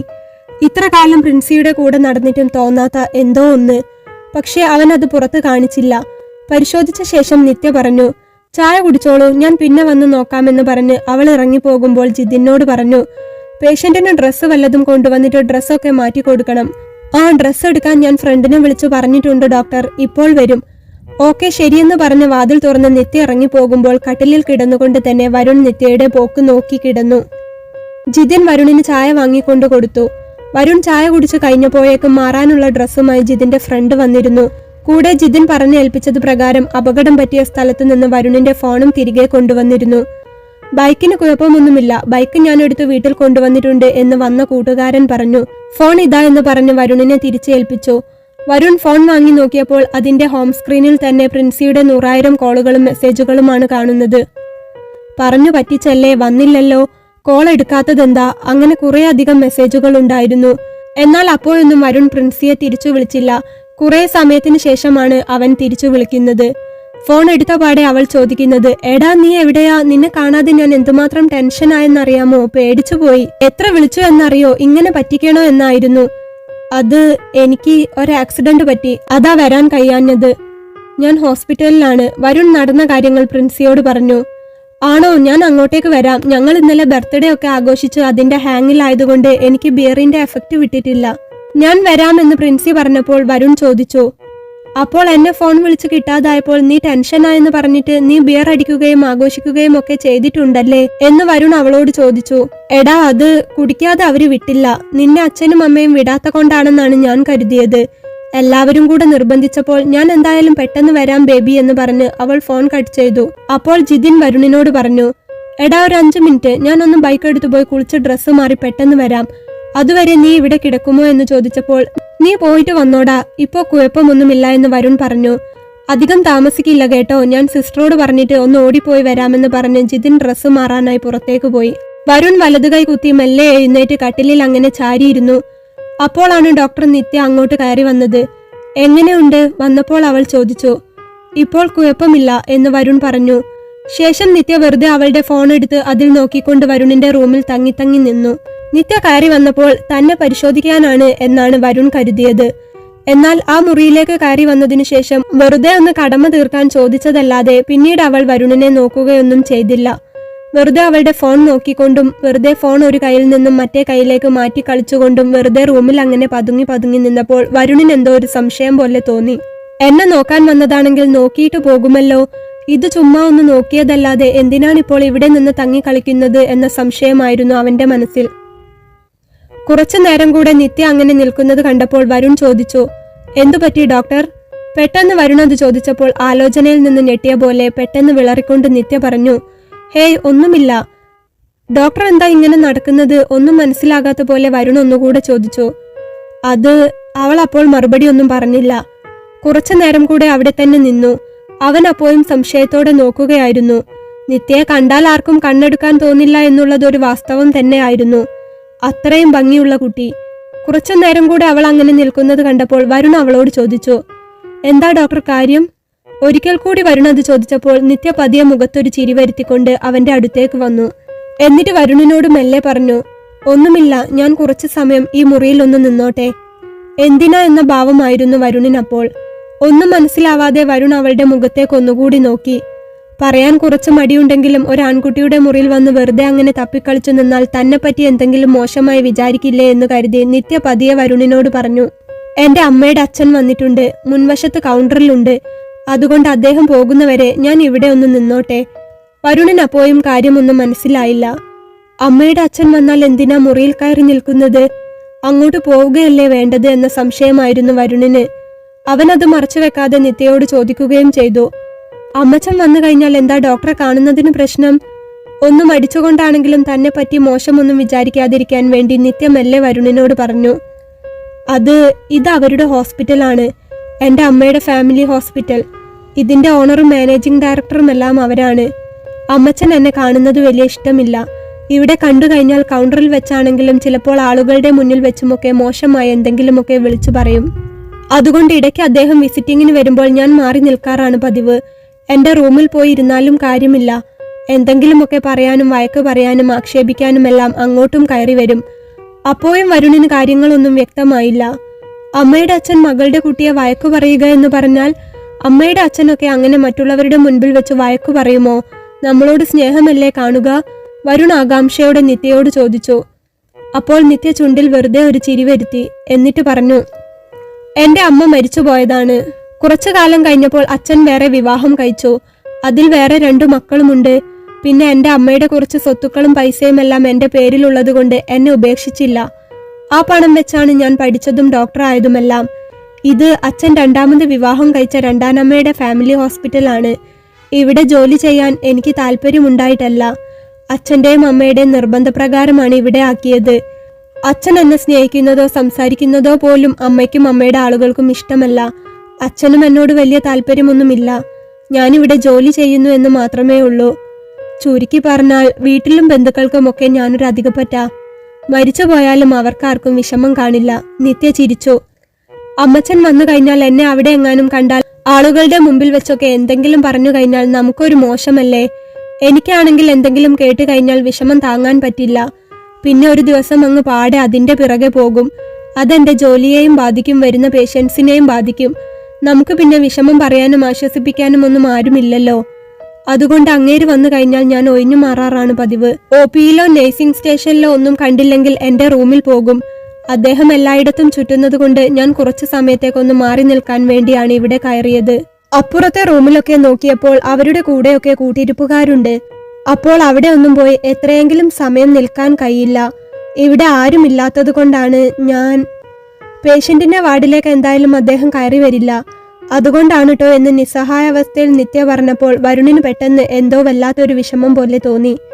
സാരമില്ല, ഡോക്ടർ ഇവിടെ ഇരുന്നോളൂ, കാര്യം എന്താണെന്ന് അറിയാത്തത് കൊണ്ട് ഞാൻ തിരക്കി എന്നേ ഉള്ളൂ, വരുൺ പറഞ്ഞു. നിത്യ അപ്പോൾ വരുണിനെ നോക്കി ചിരിച്ചു. അങ്ങേര് കാർ എടുത്തു പോയി കഴിഞ്ഞാൽ ഫ്രണ്ട് മെസ്സേജ് അയക്കും, അപ്പോൾ ഞാൻ പോയിക്കോളാം. അല്ലെങ്കിൽ അർജന്റ് പേഷ്യന്റ് ആരെങ്കിലും വന്നു കഴിഞ്ഞാൽ എന്നെ വിളിക്കും. കുഴപ്പമില്ല, വരുൺ അവളെ നോക്കി ചിരിച്ചു. അങ്ങനെ നിത്യ അവിടെ ഉണ്ടായിരുന്ന ഒരു കസേര എടുത്തിട്ട് റൂമിന്റെ ഒരു സൈഡിലിരുന്നു. വരുൺ ബെഡിൽ ചാരിയിരിക്കുകയും ചെയ്തു. കസേരയിലേക്ക് തല ചായച്ചുകൊണ്ടിരിക്കുന്ന ഒരു നിസ്സഹായ പെൺകുട്ടിയുടെ മുഖം കണ്ടപ്പോൾ ബെഡിലിരിക്കുന്ന വരുണിന് നെഞ്ചിനുള്ളിൽ അവളോട് വല്ലാത്ത ദയ തോന്നി. പാവം, വരുൺ മനസ്സിൽ മെല്ലെ പറഞ്ഞു. എന്നാൽ നിത്യ അപ്പോഴും കസേരയിൽ ചാരിയിരുന്നു കൊണ്ട് എന്തൊക്കെയോ ആലോചിച്ച് അങ്ങനെ തന്നെ ഇരിക്കുകയായിരുന്നു. വരുൺ അവൾ അറിയാതെ ഇടം കണ്ണിട്ട് ഇടയ്ക്ക് അവളെ നോക്കിക്കൊണ്ടിരുന്നു. ഉള്ളിന്റെ ഉള്ളിൽ വരുണിന് അവളോട് അത്രമേൽ ഇഷ്ടം തോന്നി തുടങ്ങിയിരുന്നു എന്നതായിരുന്നു സത്യം. അങ്ങനെ ഇരിക്കുന്നതിനിടയ്ക്ക് നിത്യയുടെ ഫോൺ ശബ്ദിച്ചു. ഒരു മെസ്സേജ് വന്നതായിരുന്നു. ഫോൺ എടുത്തു നോക്കിയ ശേഷം അവൾ അവിടെ നിന്ന് എഴുന്നേറ്റു. എന്നിട്ട് വരുണിന്റെ അടുത്ത് വന്ന് പറഞ്ഞു, ഒന്നും വിചാരിക്കരുത് ട്ടോ, അദ്ദേഹം പോയി, ഇനി ഞാൻ അങ്ങോട്ട് പോയിക്കോട്ടെ. അത്ര നേരം മുറിയിലുണ്ടായിരുന്ന നിത്യ പെട്ടെന്ന് പോവുകയാണെന്ന് പറഞ്ഞപ്പോൾ വരുണിന് എന്തോ പോലെ തോന്നി. അത്രമേൽ വേണ്ടപ്പെട്ട ഒരാൾ അരികിൽ നിന്ന് പോകുന്ന പോലെ. അവന്റെ ഉള്ളിൽ അവൻ അവളെ ആഗ്രഹിച്ചിരുന്നു എന്നതിന്റെ അർത്ഥം തന്നെ ആയിരുന്നു അത്. അപ്പോൾ അവളോടൊരു നേർത്ത ചിരി ചിരിച്ചുകൊണ്ട് വരുൺ പറഞ്ഞു, വിഷമിക്കേണ്ട, എല്ലാം ശരിയാവും. ഒരു പ്രതീക്ഷയും അവൾക്ക് ഇല്ലാതിരുന്നിട്ട് കൂടി വരുണിന്റെ ആശ്വസിപ്പിക്കൽ കേട്ടപ്പോൾ നിത്യ അവനോട് മനസ്സ് തുറന്നു ചിരിച്ചു. ശേഷം അവൾ പോകാനായി നിൽക്കുമ്പോൾ വരുണിന്റെ നെറ്റിയാകെ വിയർത്തു കുളിച്ചിട്ടുണ്ടായിരുന്നു. അവന്റെ വെളുത്ത മുഖത്തേക്കാകെ വിയർപ്പ് ഒലിച്ചിറങ്ങിയിരുന്നു. മുടി ഈയകൾക്കുള്ളിൽ കൂടെ വിയർപ്പുതുള്ളികൾ മുഖത്തേക്ക് ഇറങ്ങി വരുന്നത് കണ്ടപ്പോൾ നിത്യ പെട്ടെന്ന് ചോദിച്ചു, എന്തുപറ്റി? വല്ലാതെ വിയർക്കുന്നുണ്ടല്ലോ, ക്ഷീണം വല്ലതും തോന്നുന്നുണ്ടോ? കുറച്ചു നേരമായി മുറിവിൽ നിന്നൊരു വേദന തോന്നിയിരുന്നു. പെട്ടെന്ന് എന്തോ ഒരു പോലെ ഉണ്ടായിരുന്നു. കയ്യിലൊക്കെ ഒരു തണുപ്പ് തോന്നുന്നു. വരുൺ പറഞ്ഞു. 1 മിനിറ്റ് എന്ന് പറഞ്ഞ് നിത്യ പുറത്തുപോയി വേഗം പ്രഷർ നോക്കുന്ന മെഷീനുമായാണ് തിരികെ വന്നത്. ശേഷം വേഗം വരുണിന്റെ കൈ വലിഞ്ഞു മുറുക്കിക്കൊണ്ട് അവൾ പ്രഷർ നോക്കി. എന്നിട്ട് പറഞ്ഞു, പ്രഷർ നല്ല കുറവാണ്, വെറുതെയല്ല വിയർക്കുന്നത്. ക്ഷീണം കൊണ്ടാണോ അല്ലെങ്കിൽ വേദന കൊണ്ടാണോ? പെട്ടെന്ന് നല്ല ലോ ആയിട്ടുണ്ടല്ലോ.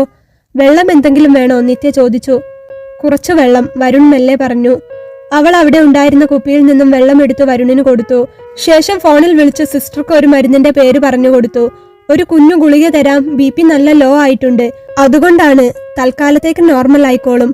കൂടെയുള്ള ആൾ ഇപ്പോൾ വരില്ലേ? അവൾ ചോദിച്ചു. വരും, എന്നാൽ വേഗം ഭക്ഷണം കഴിക്കണം. നിത്യ ആ റൂമിൽ അപ്പുറത്ത് മേശപ്പുറത്ത് വെച്ചിരുന്ന പെട്ടിയിൽ നിന്ന് ടിഷ്യൂ പേപ്പർ എടുത്തുകൊണ്ട് വന്ന് വരുണിന്റെ നെറ്റി തുടച്ചു കൊടുത്തു. ഒരു മടിയും കൂടാതെ അമ്മ ചെയ്യുന്ന പോലെ അല്ലെങ്കിൽ ഒരു പെങ്ങളോ ഭാര്യയോ ചെയ്യുന്ന പോലെ അവൾ അത് ചെയ്തു കൊടുത്തപ്പോൾ വരുണിന് പെട്ടെന്ന് എന്തോ സഹിക്കാൻ പറ്റാത്ത വിധത്തിൽ വിഷമം വന്നു. അവന്റെ കണ്ണൊക്കെ നിറഞ്ഞിരുന്നു. എങ്കിൽ പോലും അവൾ കാണാതിരിക്കാൻ അവൻ ആ സങ്കടം ഒളിപ്പിച്ചു വെച്ചു. നിത്യ ടിഷ്യൂ പേപ്പർ വേസ്റ്റ് ബക്കറ്റിൽ ഇടാൻ പോയപ്പോൾ വരുൺ അവൾ കാണാതെ കണ്ണു തുടച്ചു. അപ്പോഴേക്കും സിസ്റ്റർ ഗുളികയുമായി വന്നു. നിത്യ തന്നെ അത് പൊട്ടിച്ച് അവന് കൊടുത്തു. കൂടാതെ വെള്ളവും കൊടുത്തു. വരുൺ അത് കുടിച്ചു. ഇനി എന്തെങ്കിലും കുഴപ്പമുണ്ടെങ്കിൽ എന്നെ വിളിച്ചാൽ മതി. ബ്രദർ വന്നു കഴിഞ്ഞാൽ പെട്ടെന്ന് ഭക്ഷണം കഴിച്ചോളൂ, റെഡി ആയിക്കോളും, ഇവിടെ സിസ്റ്റർ ഉണ്ടാകും, ഇരിക്കേണ്ട കിടന്നോളൂ എന്ന് പറഞ്ഞ് നിത്യ പുറത്തേക്ക് പോകുമ്പോൾ വരുണിന്റെ മനസ്സിൽ നിന്നും പൂർണ്ണമായും പ്രിൻസി ഒഴിഞ്ഞു പോയിരുന്നു എന്നതാണ് യാഥാർത്ഥ്യം. നിത്യ അത് ചെയ്തു കൊടുത്തപ്പോൾ വരുൺ ആലോചിച്ച കാര്യം മറ്റൊന്നായിരുന്നു. വരുൺ അമേരിക്കയിൽ പോകുന്നതിന് കുറച്ച് ദിവസങ്ങൾക്ക് മുൻപ് ഒരു ദിവസം പ്രിൻസിയും ഫ്രണ്ട്സും എല്ലാവരും കൂടെ അവരുടെ കൂട്ടത്തിലുള്ള ഒരു പെൺകുട്ടിയുടെ കല്യാണത്തിന് പോയിരുന്നു. കാഠിന്യമുള്ള വെയിലുള്ള സമയവും ഉച്ചക്ക് ഭക്ഷണവും എല്ലാം കൂടെ കഴിഞ്ഞപ്പോൾ വരുണിന് പെട്ടെന്ന് തല കറങ്ങുന്ന പോലെ തോന്നി. എന്നാൽ അന്ന് പ്രിൻസി തന്നെ കളിയാക്കുകയാണ് ചെയ്തത്. അയ്യേ, ഇതെന്താ വലിയ ആളാണെന്ന് പറഞ്ഞ് നടന്നിട്ട് ഇത്രയേ ഉള്ളൂ എന്ന് പറഞ്ഞ് അന്ന് അവൾ അങ്ങനെ കളിയാക്കിയപ്പോൾ മറ്റു കൂട്ടുകാരും ഒപ്പം കൂടിയിരുന്നു. ശേഷം അവര് വെള്ളവും മറ്റും കൊടുത്തെങ്കിലും പിന്നീട് റെഡിയായോ, തലകറക്കം മാറിയോ എന്ന ഒരു ചോദ്യം പോലും പ്രിൻസിയുടെ ഭാഗത്തു നിന്നും വന്നിട്ടില്ലായിരുന്നു. അതും അന്ന് പ്രിൻസി ആരാ? താൻ സ്നേഹിക്കുന്ന പെൺകുട്ടി, ജീവിതത്തിൽ ഭാര്യയാക്കാൻ ഉറപ്പിച്ച പെൺകുട്ടിയുടെ ഭാഗത്തു നിന്നും അങ്ങനെ ഒരു പെരുമാറ്റമായിരുന്നു അന്നുണ്ടായിരുന്നത്. എന്നാൽ ഇന്ന് ആരുമല്ലാതിരുന്ന ഒരു കുട്ടി. ഇപ്പോൾ ഞാൻ ഈ ഹോസ്പിറ്റലിൽ നിന്ന് പോയാൽ പിന്നെ ഒരിക്കലും കാണാൻ സാധ്യതയില്ലാത്ത ഒരു പെൺകുട്ടി. റൂമിൽ തന്റെ കൂടെ ആരുമില്ലെന്നറിഞ്ഞുകൊണ്ട് ഒരു മടിയും കൂടാതെ നെറ്റി തുടച്ചു തന്ന ആ രംഗം വരുണിന്റെ മനസ്സിനെ വല്ലാതെ വേദനിപ്പിച്ചു. അച്ഛനും അമ്മയും എന്ത് കാരണം കൊണ്ടാണ് പ്രിൻസിയെ വേണ്ട എന്ന് പറഞ്ഞത് എന്ന് അവൻ എപ്പോഴും ചിന്തിക്കാറുണ്ടായിരുന്നു. അവളുടെ പോക്ക് ശരിയല്ല എന്ന് തന്നെയായിരുന്നു അച്ഛനും അമ്മയും പറഞ്ഞുകൊണ്ടിരുന്നത്. കാര്യം അതായിരുന്നു എങ്കിൽ പോലും അവര് തന്നെ പിന്തിരിപ്പിക്കാൻ തക്കതായ കാരണമുണ്ടായിരുന്നു എന്ന് വരുണിന് ആ ഒരു നിമിഷം കൊണ്ട് തിരിച്ചറിയാൻ കഴിഞ്ഞിരുന്നു. വരുണിനെ ഒറ്റക്കാക്കി പോയതുകൊണ്ട് പെട്ടെന്ന് തന്നെ കുളിച്ച് ഡ്രസ്സ് മാറി ജിതിൻ റൂമിലേക്ക് വന്നു. കഴിക്കാനുള്ള ഭക്ഷണവും ഉണ്ടായിരുന്നു. ഭക്ഷണം കഴിക്കാം, ഞാൻ വന്നു എന്ന് ജിതിൻ പറഞ്ഞപ്പോൾ അവിടെ ഉണ്ടായിരുന്ന സിസ്റ്റർ പറഞ്ഞു, വേഗം ഭക്ഷണം കൊടുത്തോളൂ, ആൾക്ക് തല കറങ്ങുന്നുണ്ടായിരുന്നു. ഞാൻ കൊടുത്തോളാം എന്ന് പറഞ്ഞ് എങ്ങനെയുണ്ടെന്ന് ചോദിച്ച് ജിതിൻ വേഗം വരുണിന് ഭക്ഷണം കൊടുക്കാൻ തുടങ്ങി. അപ്പോഴാണ് പ്രിൻസി അങ്ങോട്ട് കയറി വന്നത്. അവൾ കയറി വന്നപ്പോൾ വരുണിന് പെട്ടെന്ന് എന്തോ ഒരു അസ്വസ്ഥത പോലെ തോന്നി. ഇന്നലെ കുടിച്ച ബിയറിന്റെ സ്മെല്ല് അപ്പോഴും അവൾക്കുണ്ടായിരുന്നു. അവളുടെ വേഷവും ഒക്കെ കൂടെ വരുണിന് പറഞ്ഞറിയിക്കാനാവാത്തൊരു ഇഷ്ടക്കേട് തന്നെ അവളോട് തോന്നി. ജിതിന് പിന്നെ അവളോട് ഒട്ടും താല്പര്യമില്ലാത്തത് കൊണ്ട് തന്നെ സംസാരിക്കാൻ നിൽക്കാതെ അവൻ മാറി നിൽക്കുകയാണ് ചെയ്തത്. എന്തുപറ്റി വരുൺ, നല്ല പരിക്കുണ്ടല്ലോ? ഞാൻ ഇത്രയും ഒന്നും പ്രതീക്ഷിച്ചില്ല എന്ന് പ്രിൻസി വന്നപാടെ പറഞ്ഞു.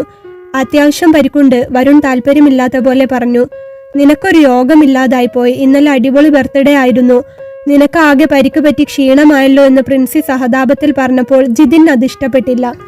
ബർത്ത്ഡേ പിന്നെയും കൂടാമല്ലോ, അവനിപ്പോൾ അപകടമൊന്നുമില്ലാതെ രക്ഷപ്പെട്ടത് തന്നെ വലിയ കാര്യമെന്ന് പറഞ്ഞ് ജിതിൻ പ്രിൻസിയുടെ മുഖത്ത് നോക്കാതെ ഫോണിൽ നോക്കിയിരുന്നു.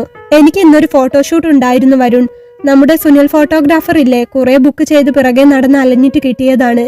അത് മിസ്സായാൽ പിന്നെ കിട്ടി വരില്ല, അതുകൊണ്ടാണ് ഞാൻ പോകുന്നത്, എനിക്ക് നിൽക്കാൻ കഴിയില്ല. കുഴപ്പമില്ല, വരുൺ പറഞ്ഞു. ഓക്കെ, എന്നാ ശരി, ഞാൻ നിന്നെ ഫ്രീ ആകുമ്പോൾ വിളിക്കാമെന്ന് പറഞ്ഞ് പ്രിൻസി ഇറങ്ങി പോകുമ്പോൾ വരുണിന് വിഷമവും തോന്നിയില്ല. അവന്റെ മനസ്സ് നിറയെ അപ്പോൾ നിത്യ ആയിരുന്നു. അന്ന് പിന്നെ നിത്യ ആ റൂമിലേക്ക് വന്നില്ലായിരുന്നു. വേറൊരു ഡോക്ടർ വന്നു നോക്കി വരുണിന് വീട്ടിൽ പോകാമെന്ന് പറഞ്ഞപ്പോൾ വരുൺ അച്ഛനെയും അമ്മയെയും ഫോൺ വിളിച്ചു കാര്യം പറഞ്ഞു. അതുവരെ ഫ്രണ്ടിന്റെ വീട്ടിലായിരുന്നു എന്നാണല്ലോ പറഞ്ഞിരുന്നത്. അപ്പോഴും വരുണിന്റെ കണ്ണ് നിത്യയെ തന്നെയായിരുന്നു തിരഞ്ഞുകൊണ്ടിരുന്നത്. അച്ഛനും അമ്മയും വന്ന ശേഷം വീട്ടിലേക്ക് പോകാനായി വരാന്തയിലൂടെ മെല്ലെ നടക്കുമ്പോഴും വരുൺ ചുറ്റും നിത്യയെ നോക്കിക്കൊണ്ടിരിക്കുകയായിരുന്നു. പെട്ടെന്ന് സ്റ്റെപ്പ് ഇറങ്ങാൻ നേരത്താണ് വരാന്തയിലൂടെ നടന്നു വരുന്ന നിത്യയെ അവൻ കണ്ടത്. അവൾ വീട്ടിലേക്ക് പോകുന്ന വഴിയായിരുന്നു. തോളിൽ ഒരു ബാഗൊക്കെ ഉണ്ട്. പെട്ടെന്ന് വരുണിനെ കണ്ടപ്പോൾ അവൾ അടുത്തേക്ക് വന്നു പറഞ്ഞു, ഡിസ്ചാർജ് ആയല്ലേ? ഞാൻ കുറച്ചു തിരക്കിലായിരുന്നു, അതാ പിന്നെ വരാൻ കഴിയാഞ്ഞത്. ഡ്യൂട്ടി കഴിഞ്ഞു പോകുകയാണ്. കുഴപ്പമില്ല, 2-3 മാസം കൈ നന്നായി ശ്രദ്ധിച്ചാൽ മതി. മുറിവൊക്കെ പെട്ടെന്ന് ഉണങ്ങിക്കോളും. ഡ്രസ്സ് ചെയ്യാൻ ഇവിടെ വന്നാൽ മതി. കുറച്ചു ദിവസം കഴിഞ്ഞു നോക്കിയിട്ട് സ്റ്റിച്ച് എടുക്കാം. Take rest. അവൾ അത് പറഞ്ഞപ്പോൾ വരുണും അവളെ നോക്കി നിറഞ്ഞ മനസ്സോടെ ചിരിച്ചു. ശേഷം വരുൺ പറഞ്ഞു, താങ്ക്സ്. എന്തിന്? നിത്യ ചോദിച്ചു. എന്നെ കെയർ ചെയ്തതിന്. ഓ, ഇറ്റ്സ് ഓക്കെ, അത് ഞങ്ങളുടെ ഡ്യൂട്ടിയല്ലേ, കുഴപ്പമില്ല എന്ന് പറഞ്ഞു. അപ്പോഴാണ് നിത്യ വാസുദേവൻ നമ്പൂതിരിയെ കണ്ടത്. അവൾ അദ്ദേഹത്തെ പരിചയമുള്ള പോലെ നമ്പൂതിരിയുടെ മുഖത്ത് നോക്കി ചിരിച്ചു. എന്റെ അച്ഛനാണ്, വരുൺ പറഞ്ഞു. നിത്യ വാസുദേവൻ നമ്പൂതിരിക്ക് നേരെ കൈകൂപ്പി. ഓ സാർ, എനിക്കറിയാം. ഞങ്ങൾ പണ്ടൊരു പ്രൊജക്ടിന്റെ ഭാഗമായിട്ട് സാറിന്റെ അടുത്ത് വന്നിട്ടുണ്ട്. ഞങ്ങൾ അലോപ്പതി ആണെങ്കിലും സാറിന്റെ മരുന്നിനെ കുറിച്ച് കേട്ടപ്പോൾ ചെറിയൊരു റിസർച്ചിന് വേണ്ടി വന്നതായിരുന്നു. സാറിന് ഓർമ്മയുണ്ടോ എന്നറിയില്ല, 2 വർഷം മുൻപാണ്. നിത്യയുടെ ബഹുമാനത്തോടെയുള്ള സംസാരം കേട്ടപ്പോൾ നമ്പൂതിരി അവളെ നോക്കി നിറഞ്ഞ മനസ്സോടെ ചിരിച്ചു. അവളെ കണ്ടാൽ ആർക്കായാലും ഒരു ഓമനത്വവും ഇഷ്ടവും എല്ലാം തോന്നും. സംസാരം കേട്ടാൽ ആരായാലും തിരിച്ച് സംസാരിച്ചും പോകും. ഓർമ്മയില്ല മോളെ, പലരും വന്നു പോകുന്നതുകൊണ്ട്. നിത്യ ചിരിച്ചു. മോന് കുഴപ്പമൊന്നുമില്ലല്ലോ എന്ന് അദ്ദേഹം നിത്യയോട് ചോദിച്ചപ്പോൾ അവൾ പറഞ്ഞു, ഇല്ല സാർ, കുഴപ്പമൊന്നുമില്ല കേട്ടോ, പേടിക്കണ്ട, പെട്ടെന്ന് റെഡിയാവും. ശരിയെന്ന് പറഞ്ഞ് വരുൺ ഇറങ്ങുമ്പോൾ നിത്യയോടുള്ള പ്രണയം അവൻ മനസ്സിൽ ഉറപ്പിച്ചു കഴിഞ്ഞിരുന്നു. വരുൺ അവന്റെ കാറിലേക്കും നിത്യ അവളുടെ ആക്റ്റീവ് എടുക്കാനായി പാർക്കിംഗ് ഏരിയയിലേക്കും പോയി. കാറിൽ വെച്ച് വരുൺ അച്ഛനോടും അമ്മയോടും പറഞ്ഞു, എനിക്ക് പ്രിൻസിയെ വിവാഹം കഴിക്കണ്ട. ആ പറച്ചിൽ അച്ഛനും അമ്മയ്ക്കും ശരിക്കും ഒരു ഞെട്ടലാണ് ഉണ്ടാക്കിയത്. അവർ എത്ര പുറകെ നടന്നിട്ടും പിന്തിരിപ്പിക്കാൻ ശ്രമിച്ചിട്ടും കഴിയാതിരുന്ന കാര്യം ഇപ്പോൾ അവനായിട്ട് ഇങ്ങോട്ട് ആവശ്യപ്പെടുമ്പോൾ അച്ഛനും അമ്മയ്ക്കും അലതല്ലി വന്ന സന്തോഷത്തിന് അതിരില്ലായിരുന്നു. അച്ഛൻ അവനെ ചേർത്ത് പിടിച്ചുകൊണ്ട് പറഞ്ഞു, നല്ല കാര്യം മോനെ, നിനക്ക് ഇപ്പോഴെങ്കിലും അത് തോന്നിയല്ലോ. മറ്റേത് കുട്ടിയെ വേണമെങ്കിലും നീ കല്യാണം കഴിച്ചോ. അച്ഛനും അമ്മയും ഇരു കൈയും നീട്ടി സ്വീകരിച്ചോളാം. വരുൺ ചിരിച്ചുകൊണ്ട് അപ്പോൾ അച്ഛന്റെ കൈ പിടിച്ചുകൊണ്ട് പറഞ്ഞു, നിങ്ങൾ ഇത്രയും കാലം എന്നെ ഉപദേശിച്ചിരുന്നതിന്റെ കാരണം എനിക്ക് മനസ്സിലായില്ലായിരുന്നു. എന്നാൽ ഈ അപകടം പറ്റി കുറച്ച് നിമിഷങ്ങൾ കൊണ്ടാണ് എനിക്ക് തിരിച്ചറിവുണ്ടായത്. യഥാർത്ഥ സ്നേഹം എന്താണെന്ന് ഞാനിപ്പോൾ മനസ്സിലാക്കുന്നുണ്ട്. അത് മനസ്സിലാക്കാനും പിന്നെ ഒരു ചീത്ത ബന്ധത്തിൽ നിന്ന് എന്നെ പിന്തിരിപ്പിക്കാനും ഈ ഒരു ആക്സിഡന്റ് വേണ്ടി വന്നു. ഞാൻ ഒരാളെ വിവാഹം കഴിക്കാൻ ആഗ്രഹിക്കുന്നു. ആ ഒരാൾക്ക് കൂടെ താല്പര്യമുണ്ടെങ്കിൽ അതറിയാൻ അച്ഛൻ ഒന്ന് പോയി സംസാരിക്കണം. കുറച്ച് സമയം കൊണ്ടാണെങ്കിലും ഞാൻ മനസ്സിലാക്കിയ ഒരു കാര്യമുണ്ട്. കുറച്ചു നേരത്തെ പരിചയം കൊണ്ടാണെങ്കിൽ പോലും ഞാൻ ഒരാളെ ഇപ്പോൾ ജീവന് തുല്യം സ്നേഹിക്കുന്നു.